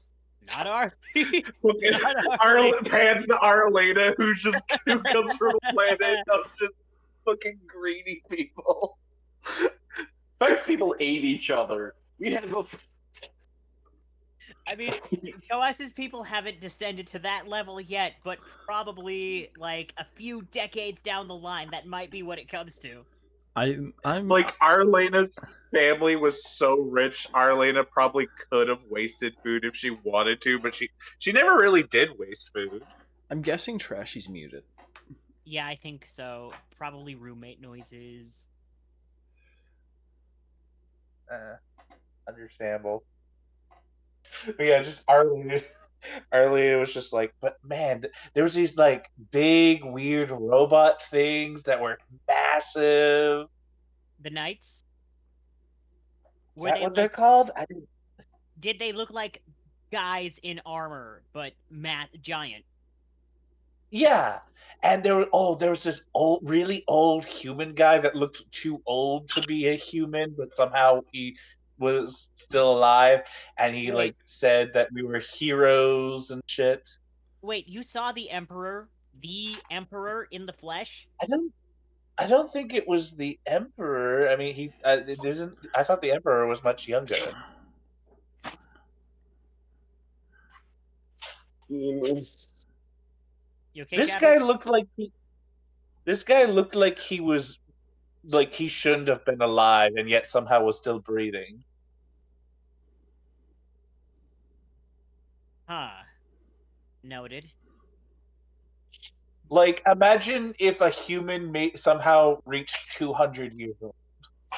Okay, well, all of that aside, Reggie he's gotten an update, and I'm not sure if this is a good thing or not. You hear a voice over the comms.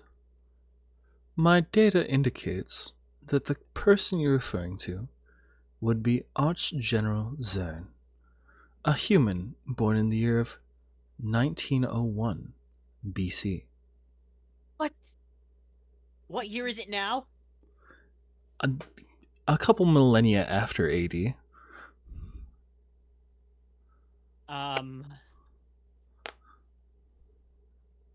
What the hell?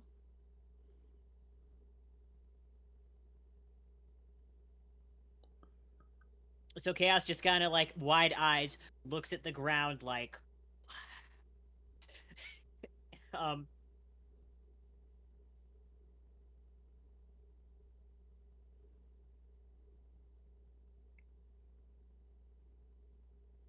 Hey Reggie, while we've got you, Yes.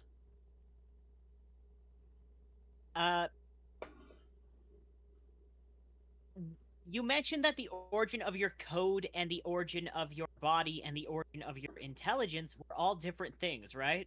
Yes, a couple of millennia and okay, house is loud. Gotcha. Dinner's there. Gotcha. All right, go ahead, Star. Sorry, I missed it. Yeah, sorry, I said you mentioned that the origin of your code and the origin of your intelligence and the origin of your body were all different things. Correct. Can you tell us like where we might be able to get you into a different body so that you can like at least walk around again? That Where is can we find something similar? infeasible at this point. Damn.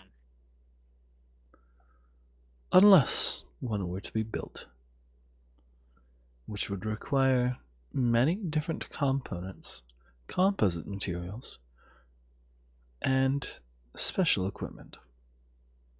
I see. I see. Do you have like a developer signature on your code, or would that be a breach of protocol? That would most assuredly breach my protocol. Damn.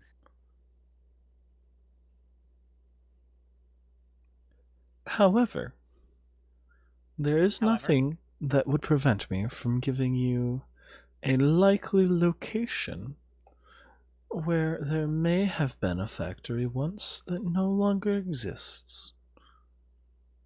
By all means, Reggie. By all geographical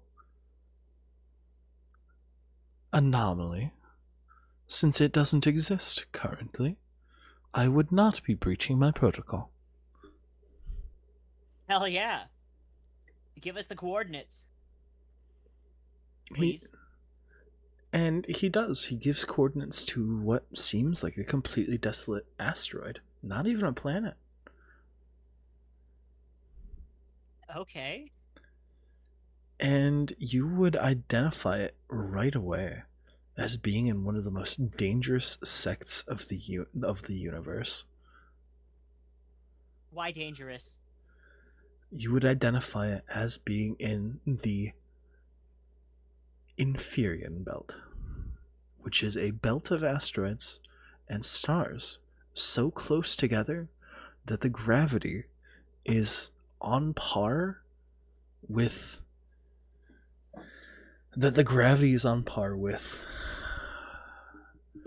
being thrown through a molecular particle colliders in 7 directions at once. Jeez. Hey Reggie, was the Inferion belt there when you were made, or was that after? Yes. It was there before? Yes. Okay, so you're not that old then. Well, do we want to go into the Inferion belt, guys? What do we want to do? Gambling. We just got paid money. I don't we think we should want to maybe go go back spend to the it all on casino. Did I hear let's go gambling? Yeah. Yeah, you Let's go did. gambling. Let's go I back think to we the should casino. I Sorry. think we should use some of this money to repair our ships with whatever parts we're missing. You know, maybe get some stuff we need. Okay, we do know that the underneath the Mouse Mafia guys casino is a factory that they need to produce an infinite supply of knights, and if the Empire gets those, it's going to be bad. We also know that one of the things that they need to be able to get into that factory is the key that Helmy gave them last time we were there. So maybe we should head back to the casino. And you also would have known that Richter knew what the other thing they needed was to activate the plant. He did know, and I can't ask him now because he got turned into giblets, and I don't think I could use Speak to Dead on him because he needs to have an intact mouth and thorax for Wait, that. what are you talking about? We saw Richter on the race planet. Hang on one second. I gotta check my pizza to make sure it's not burning. Also, are we seriously doing a casino heist?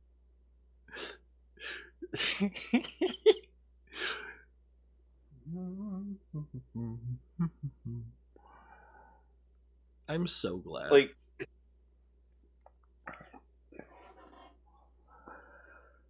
this session is just as chaotic as I was hoping it would be. honestly, I thought this session was going to be a lot gayer because I thought there was gonna be like a bigger audience at like the award ceremony, and I was gonna just like jokingly, like I was just gonna have like Arlena be like, "Oh yeah, I'm her girlfriend," and I would try to be as gay as possible to try and make these random people jealous of Trashy, even though like Arlena and Trashy aren't dating. So I thought this session was gonna be a lot gayer. Mm-hmm. We have total chaos, and it is so good. There's so much happening. There's so much information. That's why when the explorer said, "Oh, I'm gonna have to leave in like an hour," I was like, "Man, gonna miss so much." It's understandable though.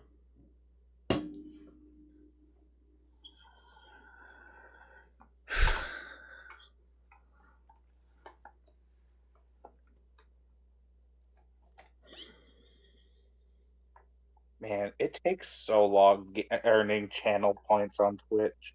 I'm back. Welcome back. I only burned my hand a little bit. Oh no. You goof. Don't worry about it. Don't worry about it. I think Trashy's still eating or loud. Yeah. What did I miss? Nothing yet. Okay. And I'm not sure if Chappie's still here or not. Chappie's muted. I think the children's are needing stuff. Gotcha. If we need a brief moment, I can go make some food. Yeah. I mean, it's been like 3 hours. It is Do we wanna call it 7:08. here? We could call session here. That way you guys have time to decide what you want to do next. What are our options exactly? As it stands, it sounds like you guys want to either go to the casino, invest, or I don't know what your other options actually are. What are the other things? Oh, you either want to go to the casino or go for Reggie, according to you. Chappie might want to go look after whatever that great evil was. We're gonna befriend it. I know the perfect body to get for Reggie. We get him one of those giant night robots. Maybe. No, but we give him the great evil. Oh my god, I don't know if he can fit in that because he's a computer program and this is an entity. Hello. We can just stick a USB in him. Clearly, we give Reggie Mr. Fisto program. Nah. See, that'll solve all of our problems. Alright. But Anna. So it's up to you guys. We can either call here or we can keep We going. can call him here so we can think about what we plan to do. Yeah, I'm okay with that. It's been a while. Yeah, okay. Plus, I'm cooking for the kids right now, so I'm like half distracted. Yeah, I'm also like, I gotta slice pizza. That's perfectly fine. Save. I would like to inform the crew. Not the crew. This is not in character, by the way. Yeah. Me and Arlena have been doing some side RP and DM. Oh my god! All I'm gonna do, I'm not gonna give you any context, but I'm going to post this picture, and you guys are either gonna judge me really, really hard, or you're gonna laugh really, really We've been hard. judging you very since we met. That's true. Oh my god! I'm not surprised. I am neither disappointed nor surprised. I'm fucking There's a reason I tag you in certain images when I find them. And I appreciate it. I really do.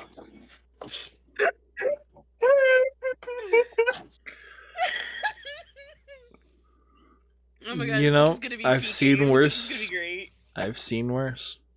Oh yeah, of I've course done you've seen worse. worse. I've but seen it's- incredibly Colorado worse often from worse. you. Yeah. That's true. That's very true. Alright.